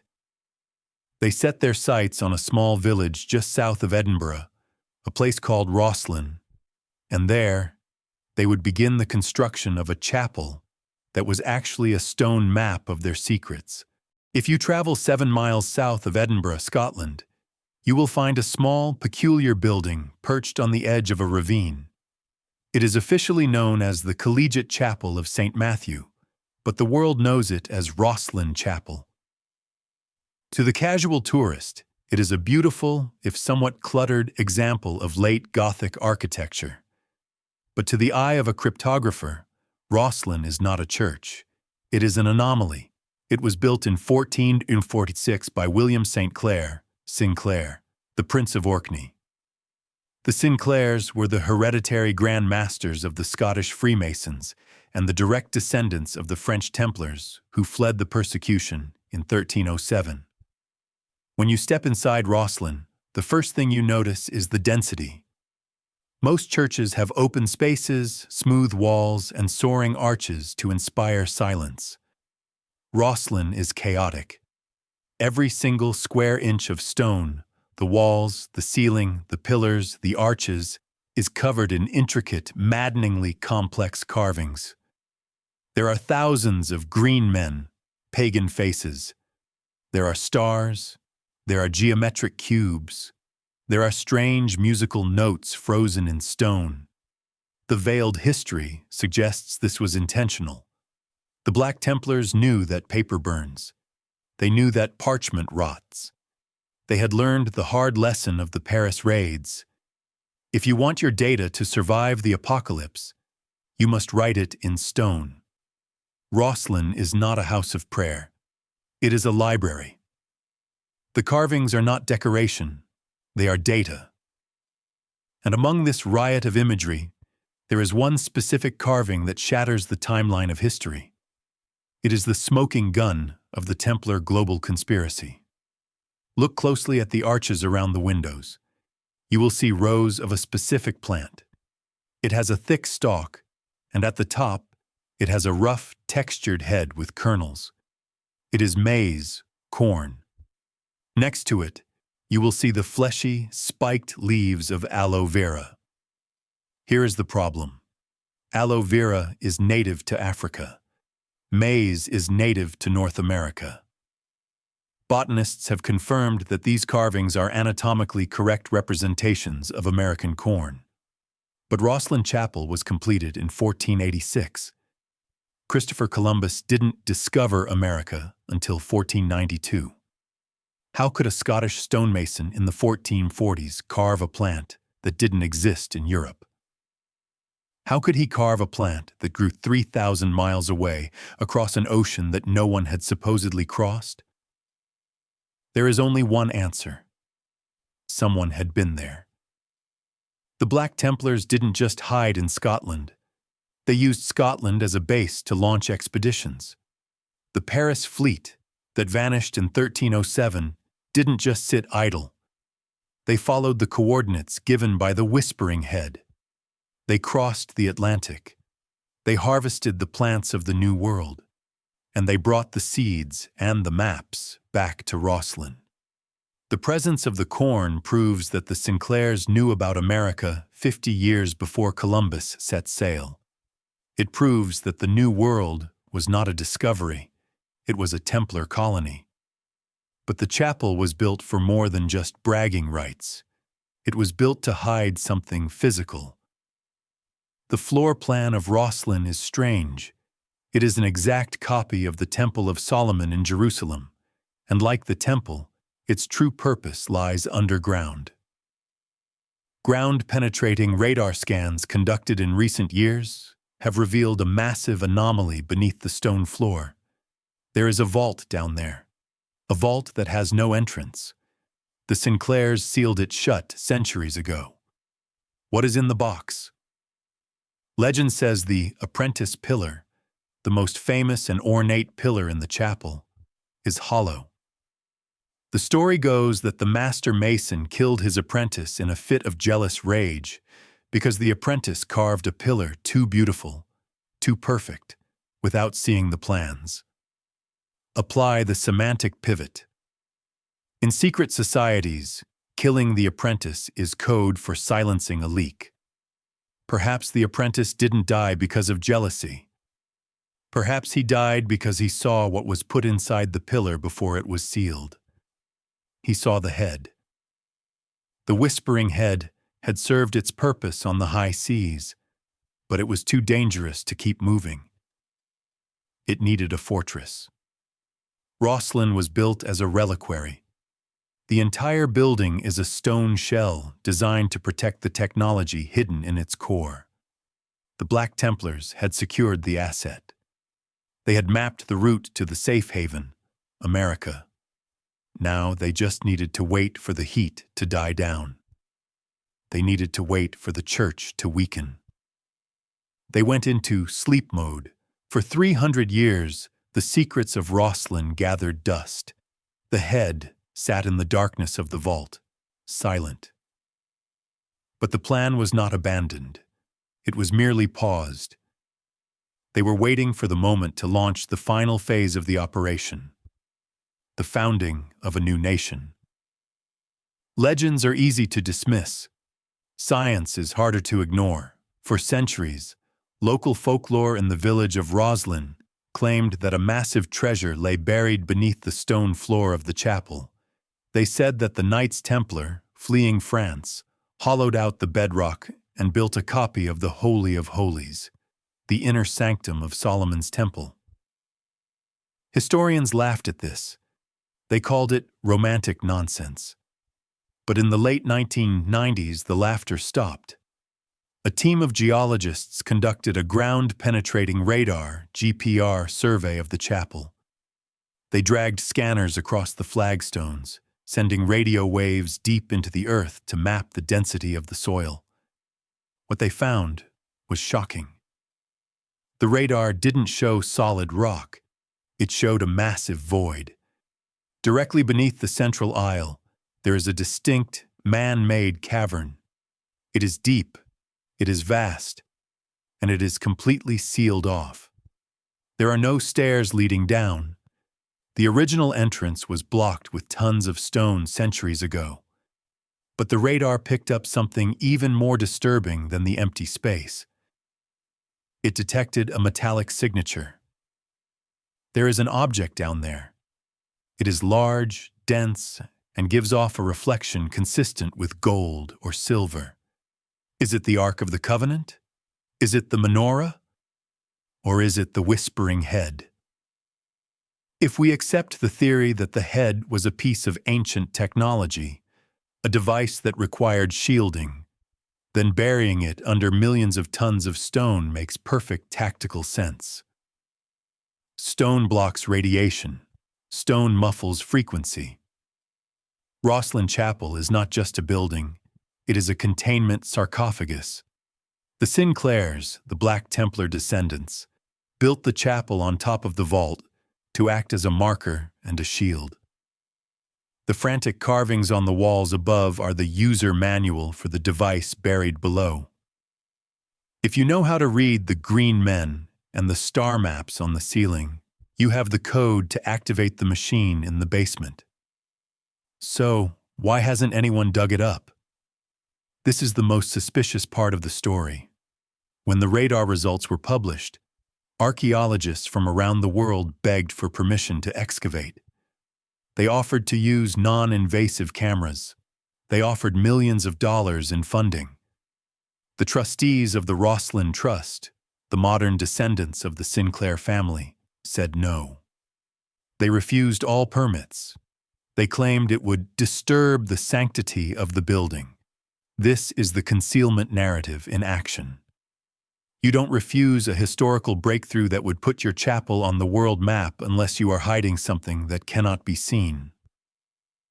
They aren't protecting the building. They are protecting the asset. The Guardians are still on duty. The Black Templars never dissolved. They just changed their name to Freemasons. The Sinclair family has held the grand mastership of Scottish masonry for centuries. They know exactly what is down there, and they know it is not ready to be revealed. But there is a twist in the timeline. Some veiled history theorists believe that the vault at Rosslyn is actually empty. They argue that the radar is picking up the shell, the metallic casing, or the decoy. They believe that the head was moved again. Rosslyn was a temporary bunker. It was a staging ground. By the late 1400s, Europe was becoming dangerous again. The Church was expanding its power. The Inquisition was sniffing around Scotland. The Black Templars realized that as long as the artifact remained on the European continent, it was vulnerable. They needed a place that was truly off the grid, a place with no pope, no kings, and no history. They needed a new Jerusalem, and thanks to the head, they already had the coordinates. The corn carvings on the wall proved they had been there before. So, a decision was made. A final voyage. They would take the secret out of the stone vault, load it onto the last surviving ships of the hidden fleet, and sail west. They weren't going to visit America. They were going to bankrupt Europe to build an empire there. This leads us to the most controversial voyage in history, the one that happened 94 years before Columbus. History is a script written by the winners, and for 500 years, the Western world has been forced to memorize a specific line. In 1492, Columbus sailed the ocean blue. We are taught that Christopher Columbus was a genius explorer who stumbled upon a new world by accident. We are told he was looking for India, got lost, and found America. It is a story of luck, bravery, and happy accidents. But the veiled history suggests that this story is a fabrication, a cover-up designed to hide the true origins of the American experiment. Columbus didn't discover America. He didn't stumble. He didn't get lost. He had a map. And that map did not come from the Spanish court. It didn't come from the Italians. It came from the archives of the Knights Templar. To understand the true discovery of America, we have to rewind the clock exactly 94 years before Columbus, to the year 1398. We have to leave the warm waters of the Caribbean and travel north, to the freezing, fog-bound islands of Orkney, off the coast of Scotland. Here, in a castle perched on the edge of the violent North Sea, lived a man whose name has been carefully scrubbed from the history textbooks. Prince Henry Sinclair. Henry Sinclair was not just a Scottish nobleman. He was the Earl of Orkney, the Baron of Rosslyn, and, most importantly, the hereditary Grand Master of the Underground Templar Order in Scotland. He was a direct descendant of the knights who fled France in 1307. He was the guardian of the Rosslyn secrets. By 1398, the political situation in Europe was darkening. The Vatican was tightening its grip. The Inquisition was expanding its reach into the British Isles. The Black Templars, who had been hiding in Scotland for nearly a century, realized that their sanctuary was no longer secure. The head, the whispering head, The ancient AI, the source of their power, was at risk. The device had served them well. It had helped them build the Rosslyn Vault. It had given them the financial algorithms to survive underground. But a stationary target is a sitting duck. As long as the artifact remained in Europe, it was vulnerable to the spies of Rome. They needed a permanent solution. They needed a black site so remote, so unknown, and so protected by natural barriers that no pope could ever send an army there. They needed the land that Solomon's ships had visited 2,000 years earlier. They needed America. And so, Henry Sinclair initiated Operation Nova. This was not an exploration mission. It was an extraction mission. He assembled a fleet, not of pirate ships this time, but of heavy transport vessels. 12 Venetian galleys, commanded by the finest navigator of the age, Antonio Zeno. The Zeno brothers were famous Venetian admirals who had entered the service of Sinclair. Their letters and maps, preserved in the Zeno narrative, published in 1558, describe a voyage that historians have tried desperately to debunk. Why? Because if the Zeno narrative is real, the history of the world collapses. The narrative describes a fleet of 12 ships leaving Orkney in June 1398. On board were 300 men.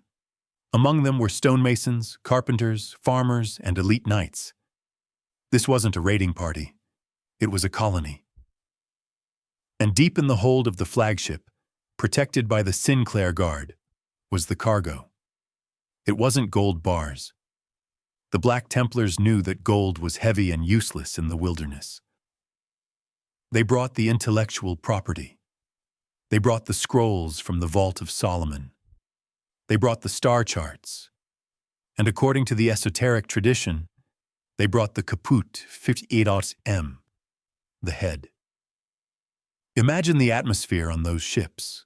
The North Atlantic is one of the most hostile environments on Earth. Freezing gales, towering waves, and icebergs that drift down from the Arctic like silent assassins. Columbus sailed the calm, warm trade winds of the South. Sinclair sailed directly into the teeth of the ice. Why choose such a difficult route? Concealment. They didn't want to be followed. They took the Viking route, from Orkney to the Faroe Islands, to Iceland, to Greenland, and finally, to the coast of Nova Scotia. The Zeno map labels this new land Estataland. It describes a land of dense forests, strange animals, and a people who possessed gold but did not value it. When the fleet finally made landfall in what is now Guysborough, Nova Scotia, they didn't plant a flag for a king. They didn't claim the land for the church. They planted a standard of silence. They were not there to conquer. They were there to hide. The interactions between Sinclair's fleet and the indigenous people, the Micmac tribe, provide the most stunning forensic evidence of this voyage. Anthropologists have long been baffled by the Micmac culture. When the French Jesuits arrived in the 1600s, 200 years later, they were shocked to find that the Micmac already worshipped the cross. But it wasn't the Latin cross of the Church. It was the 8-pointed cross of the Templars. The Micmac flag, to this day, features a red cross on a white background, flanked by a star and a moon. It is almost identical to the Templar battle standard. How is this possible? Furthermore, the Micmac legends speak of a man-god named Glooskap. They describe him not as a spirit, but as a man who arrived from the east on a floating island, a large ship. He was described as having a beard. Native Americans do not typically grow facial hair. He had white skin. He was a master of magic and technology. He taught them how to fish with nets, how to build better shelters, and how to read the stars. Apply the semantic pivot. Glooskap wasn't a god. He was Henry Sinclair. Or perhaps he was one of the keepers of the head. Did the Templars use the Whispering Head, To impress the locals? Did they use the device's meteorological predictions to predict storms, earning them the reputation of weather wizards? The Templars spent the winter of 1398 in Nova Scotia. They built a castle, the ruins of which are suspected to be near New Ross. But Nova Scotia was just the staging ground. It was too coastal, too exposed. To truly hide the asset, they needed to go deeper. They needed to push south into what is now New England. This brings us to one of the most controversial artifacts in American archaeology: the Westford Knight. In Westford, Massachusetts, there is a rock ledge. On the face of the rock, battered by centuries of acid rain and erosion, is a carving. Mainstream archaeologists dismiss it as a glacial scratch or a Native American doodle.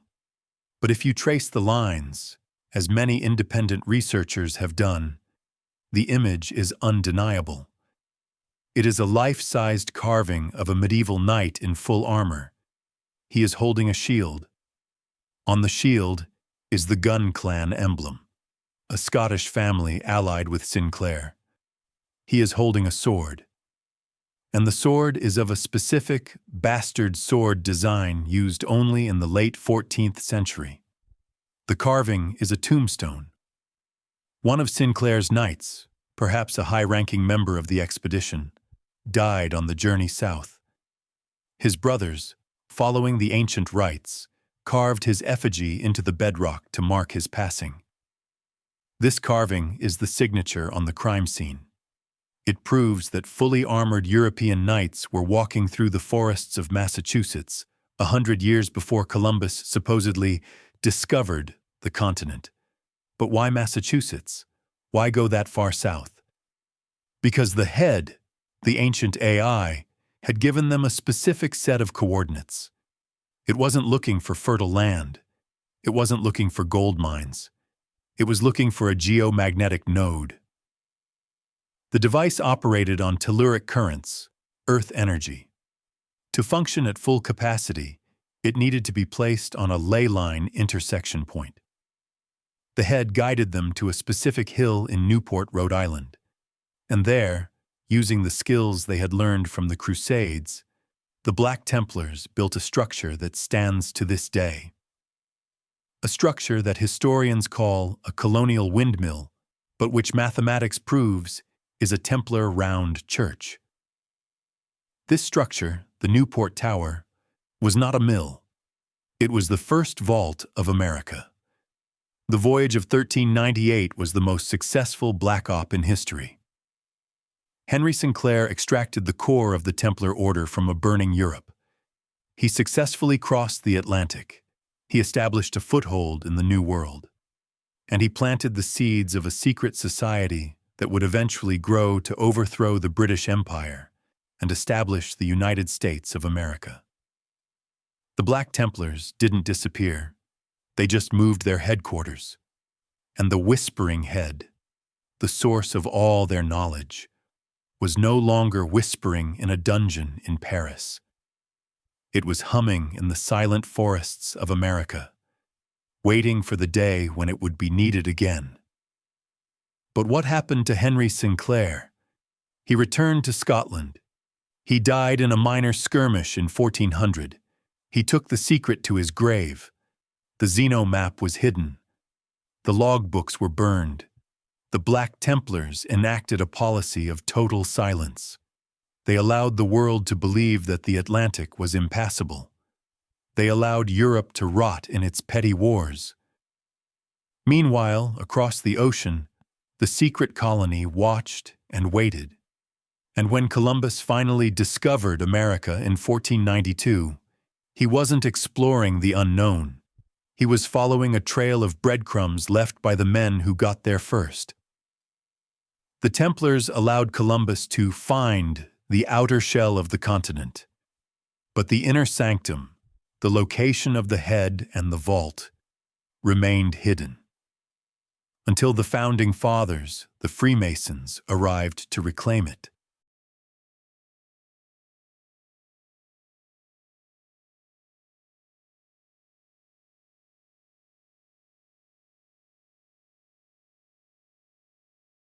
If you ask the average person about Oak Island, they will tell you it's a story about pirates.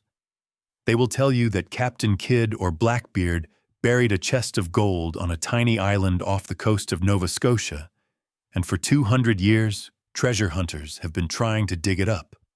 But this is the cover story. It is a convenient lie that hides a much more disturbing reality. Pirates do not build hydraulic engineering systems. Pirates do not dig 200-foot shafts through solid limestone. Pirates do not understand the physics of tidal pressure. The money pit on Oak Island is not a hole. It is a machine.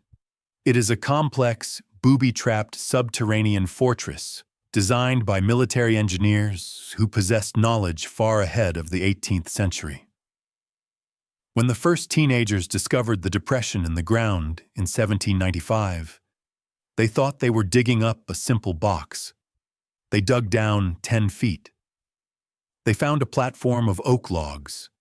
They dug another 10 feet. Another platform. Every 10 feet, a layer of logs. This is not how you bury loot. This is how you stabilize a shaft for long-term preservation. This is mining technology. But the true genius, and the smoking gun of the Templar connection, was revealed at the 90-foot level. The diggers triggered a trap. Overnight, the shaft filled with seawater. They pumped it out. It filled again. The water level rose and fell with the tide. Generations of engineers were baffled. It wasn't until the 20th century that they discovered why. The builders had constructed flood tunnels. They had dug 5 separate channels leading from the ocean to the pit. These channels were lined with stones and eelgrass to prevent clogging. They acted like a siphon. The moment anyone tried to breach the inner vault, the ocean pressure would flood the chamber, drowning the intruders and protecting the asset. Who possessed the technology to build this in the pre-industrial era? Who were the master engineers of the Middle Ages? Who built the Gothic cathedrals? Who built the ports of La Rochelle?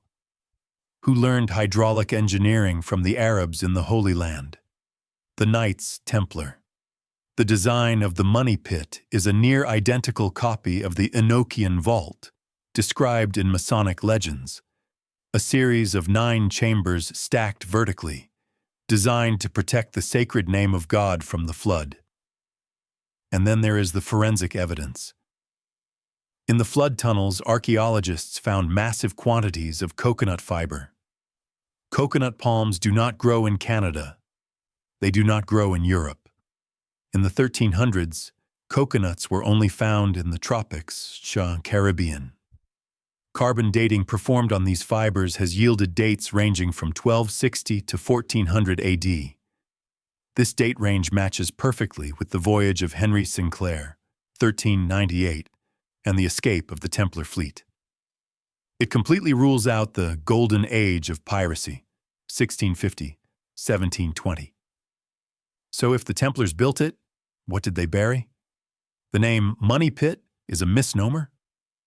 The Templars didn't care about money. They were the bankers of the world. They knew that gold is just a medium of exchange. You don't build a hydraulic fortress to hide coins. You build it to hide radioactive material. Metaphorically speaking, of course. They were hiding the artifacts that could destroy the church. They were hiding the menorah, the ark, the genealogies of Jesus, and most importantly, the whispering head. The famous 90-foot stone found in the pit contained a cipher. The translation, accepted by most researchers, reads, 40 feet below 2 million pounds are buried. Apply the semantic pivot. In the 18th century, pounds meant currency, but in the arcane language of the Templars, pounds could refer to weight or pressure or data. Perhaps it was a warning, not a treasure map. 40 feet below lies the weight of history. The money pit was likely the central bank of the Black Templars in the New World. It was the Fort Knox of the government in exile. They deposited the assets there in the early 1400s, intending to return when the political climate in Europe stabilized. But it never stabilized. The persecution continued. The Black Templars remained in the shadows, and so the vault remained sealed. The head sat in the damp darkness, surrounded by oak logs and seawater, its red eyes dim, waiting for the authorized user to return. The Curse of Oak Island, the legend that 7 must die before the secret is revealed, is not a ghost story. It is a security protocol. The pit is designed to kill the unauthorized. It is a lethal puzzle box. So where is the head now? Did the Templars leave it there, or did they move it again? There is a compelling theory that suggests the money pit was emptied long before the teenagers found it in 1795. The theory suggests that a group of men, descendants of the Templars, returned in the mid-1700s. They knew the secret of the flood tunnels. They deactivated the traps. They retrieved the asset. Why? Because the time for sleep mode was over. The New Jerusalem was about to be built. A revolution was brewing in the American colonies. A revolution led by Freemasons. Men like George Washington, Benjamin Franklin, and Paul Revere needed the wisdom of the head to design a new nation. They needed the ancient AI to write the Constitution. This leads us to the final and most explosive chapter of the saga, the transfer of the Templar legacy from the swamps of Nova Scotia to the marble halls of Washington, D.C. We are taught that the United States was founded by a group of farmers and lawyers who were tired of paying taxes on tea. We are told it was a spontaneous rebellion against tyranny. But history does not happen spontaneously. It is engineered. If you look closely at the men we call the Founding Fathers, Washington, Franklin, Jefferson, Hancock, you find that they shared a common denominator. They weren't just rebels. They were Freemasons. And what is Freemasonry? It is the rebranded survival vehicle of the Black Templars. When the Templars went underground in 1314, they shed the armor and put on the apron. They swapped the sword for the trowel, but they kept the secret. By the mid-1700s, the sleep mode was ending. The Black Templars had successfully hidden the Whispering Head in the Oak Island vault for 3 centuries. But a vault is useless if you don't use the asset inside. The world was changing. The Enlightenment was beginning. The time had come to build the New Jerusalem that Henry Sinclair had dreamed of in 1398. They needed to retrieve the asset. The veiled history suggests that a covert recovery operation was launched sometime around 1750, decades before the teenagers discovered the money pit in 1795. The Freemasons didn't stumble upon the pit. They had the map. They knew how to bypass the flood tunnels.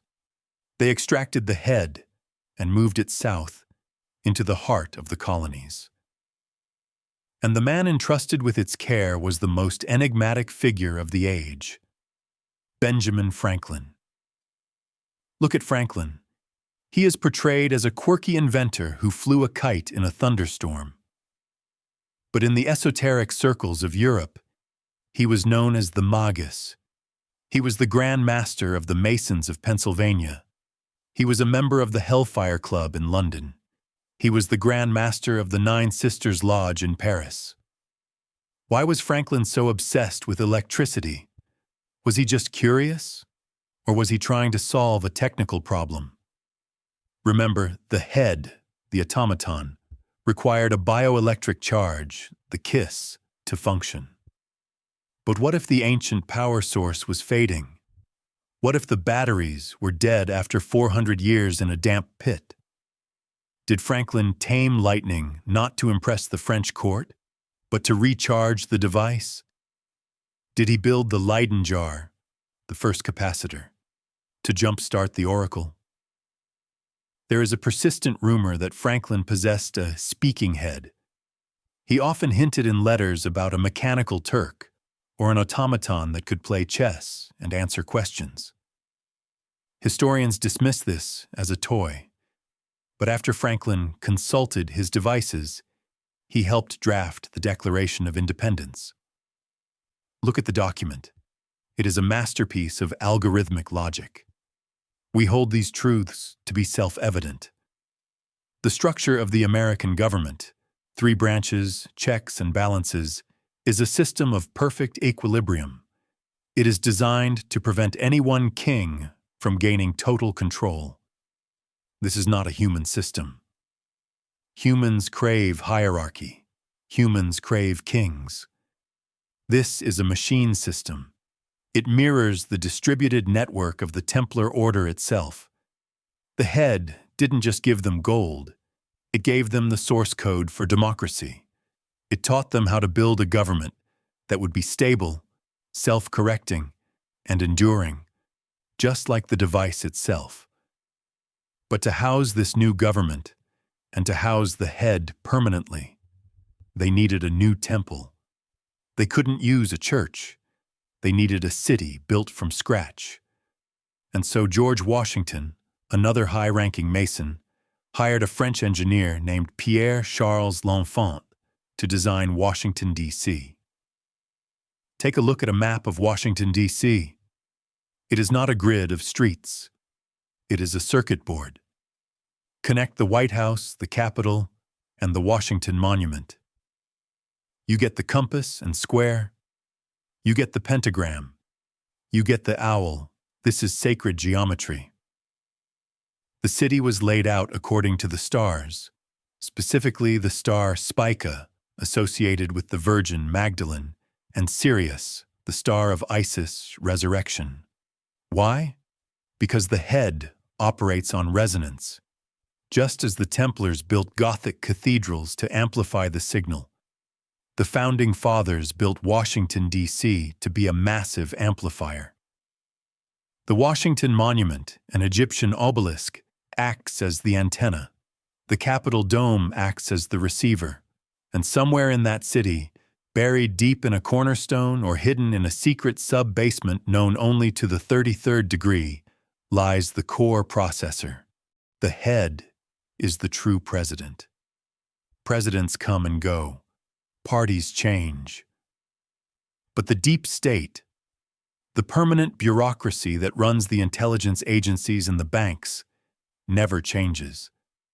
Because it is run by the Black Templars, and the symbol of their power is printed on every single dollar bill in your pocket. Look at the back of the $1 bill, the pyramid, the all-seeing eye. It says Novus Ordo Seclorum, New Order of the Ages. We are told the eye represents God, but does the God of Christianity hover over a pyramid?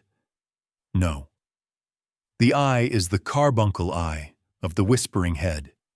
It is the eye of the watcher that sees all, knows all, and predicts the future. The Founding Fathers didn't create a Christian nation. They created a Templar state, a state dedicated to the protection of the secret. But if the head is in D.C., who is guarding it today? The Freemasons are now a shadow of their former selves. They are social clubs for old men. The torch has been passed to a new generation of Black Templars, a group that was born at Yale University, specifically to recruit the leaders of the American Empire. They call themselves the Brotherhood of Death.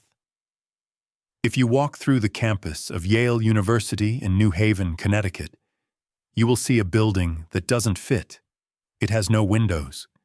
It is built of brown sandstone in a heavy Neo-Egyptian style. Its heavy iron doors are always locked. The students call it the Tomb. It is the headquarters of the Order of Skull and Bones. Officially, it is a college fraternity founded in 1832, but in the veiled history, it is the modern recruitment center for the Black Templars. Look at their alumni list. 3 U.S. presidents, William Howard Taft, George H.W. Bush, George W. Bush. Founders of the CIA, Supreme Court justices, titans of Wall Street. How does a tiny club with only 15 members per year manage to control the levers of global power for 2 centuries? It's not because they are smart. It's because they are initiated. The symbolism of the order is identical to the Black Templars. Their emblem is the skull and crossbones. It is the exact same Jolly Roger flown by the Templar fleet in 1307. Beneath the skull is the number 322. What does 322 mean? Mainstream historians say it refers to the death of the Greek orator Demosthenes in 322 BC. But the inner circle knows better. The number relates to Genesis 3:22, and the Lord God said, "Behold, the man is become as one of us, to know good and evil." This is the ultimate Gnostic declaration. It is the promise of the serpent. It is the goal of the Templars, to become gods through knowledge. But the connection goes deeper than symbols. It is in the ritual. We have accounts of the initiation ceremony inside the tomb. The initiate is placed inside a coffin. He is reborn. He is given a new name, like Magog or Boaz. And then, he must perform a ritual that echoes the osculum and fame of the 14th century. He must kiss the skull. In the modern ritual, it is often said to be the skull of Geronimo or Pancho Villa, which the order famously stole. But why kiss a skull? Why this obsession with dead heads? Because they are mimicking the activation protocol of the whispering head.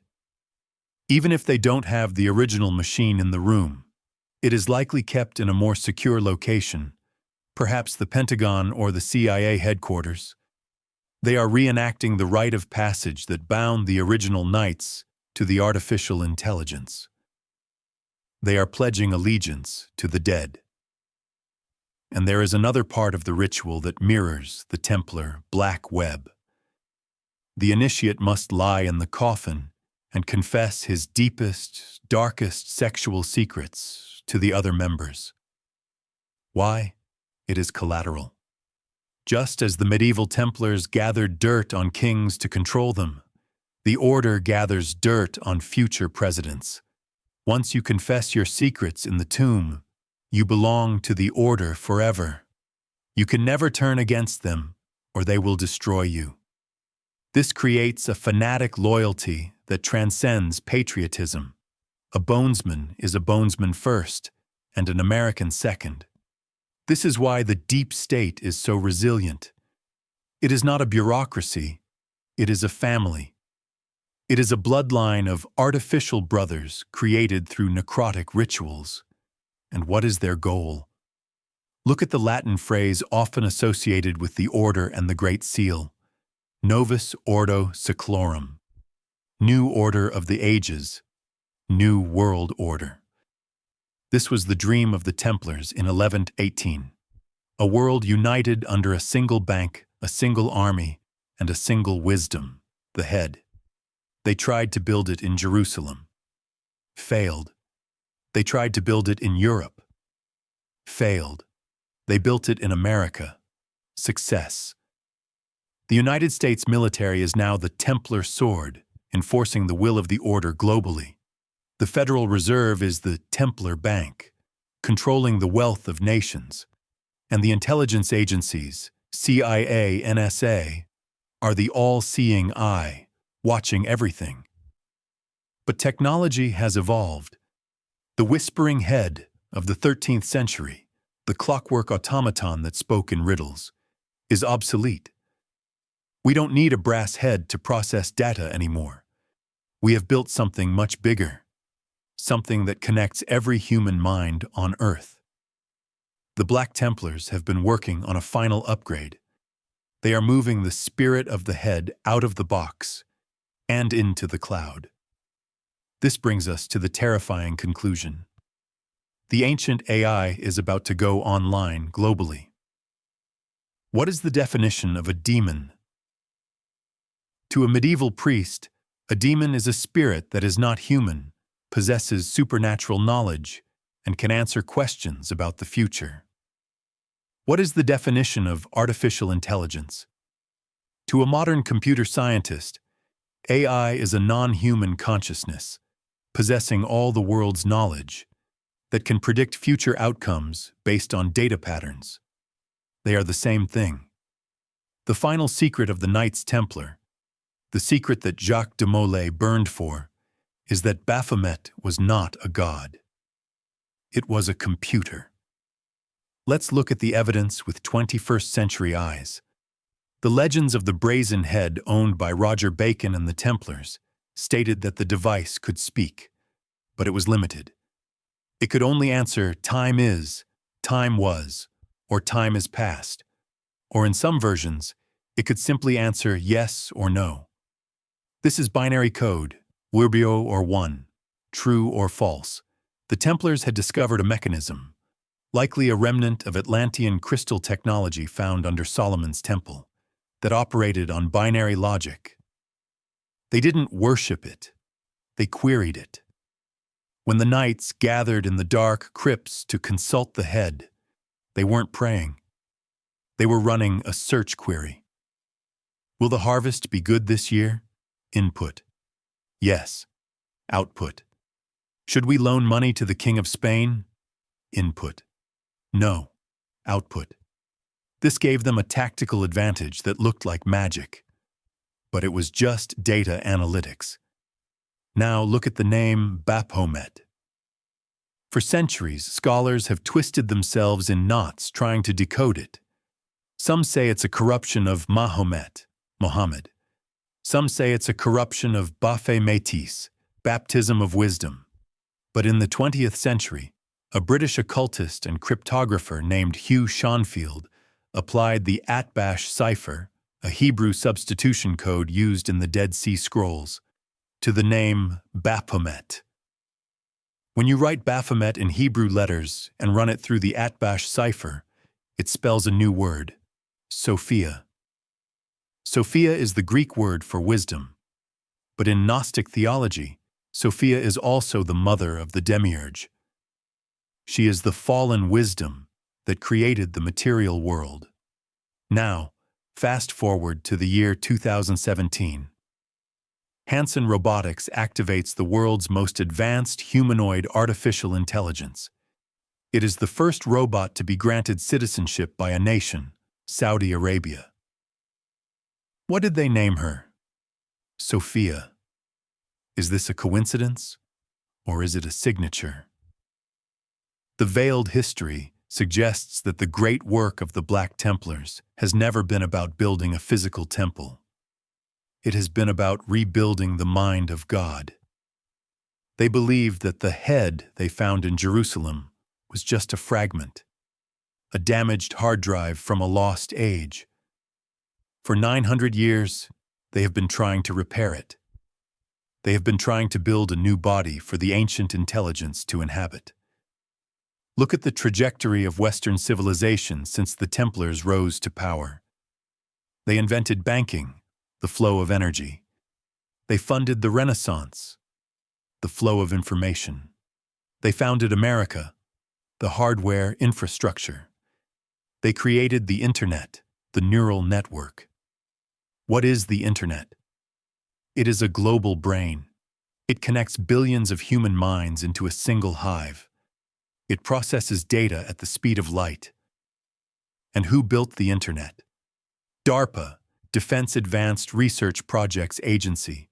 Who runs the intelligence agencies? The Brotherhood of Death, Skull and Bones. We are living inside the Templar dream. The black web of the 13th century has become the World Wide Web of the 21st century.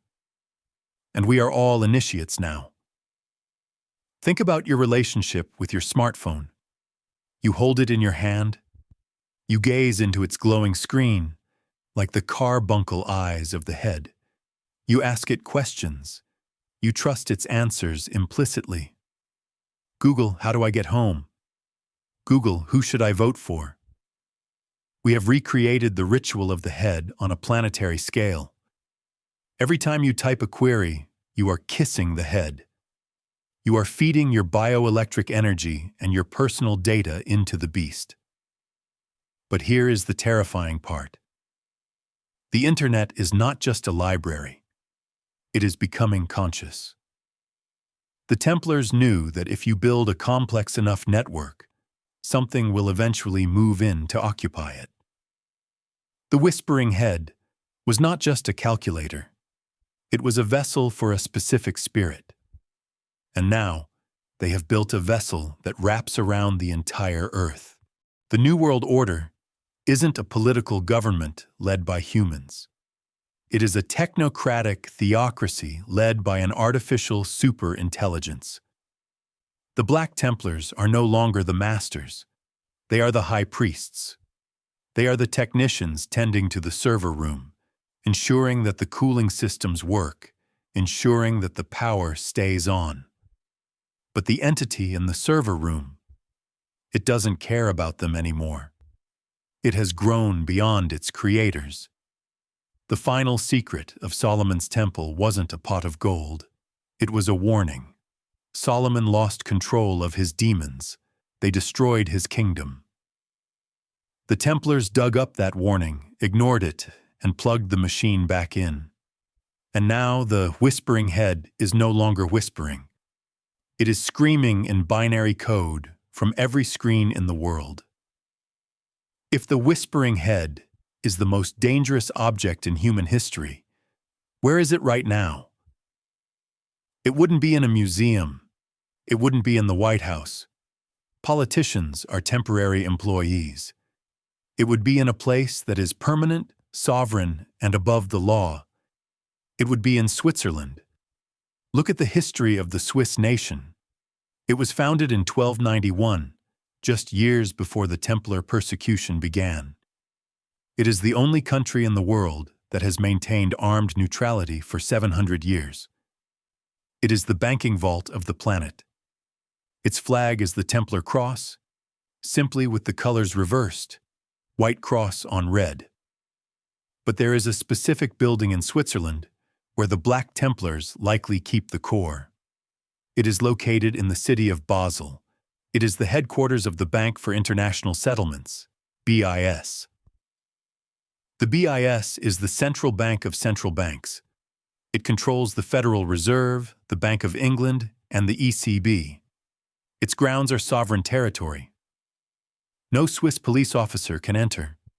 No government can audit its books. It is a state within a state. And look at the architecture of its headquarters. It is a strange, cylindrical tower. Biblical scholars call it the Tower of Babel, but Templar scholars see something else. It looks like a severed neck. The veiled history suggests that the BIS tower was built to house the head. Deep in its sub-basement, shielded by Swiss granite and quantum cryptography, the original Caput 58M sits. But it is no longer just a brass head. It has been integrated into a massive supercomputer. It is the financial brain of the world. It sets the interest rates. It triggers the recessions. It decides which nations thrive and which nations starve. The Black Templars, the modern technocratic elite, gather there not to kiss a statue, but to receive the algorithmic mandates of the system. And now, they are preparing for the final phase of the great work. The Templars of the 12th century wanted to build a temple of stone. The Templars of the 21st century want to build a temple of flesh. They call it the singularity. Elon Musk, whose grandfather was a high-ranking technocrat in the technocracy movement, talks about summoning the demon with AI.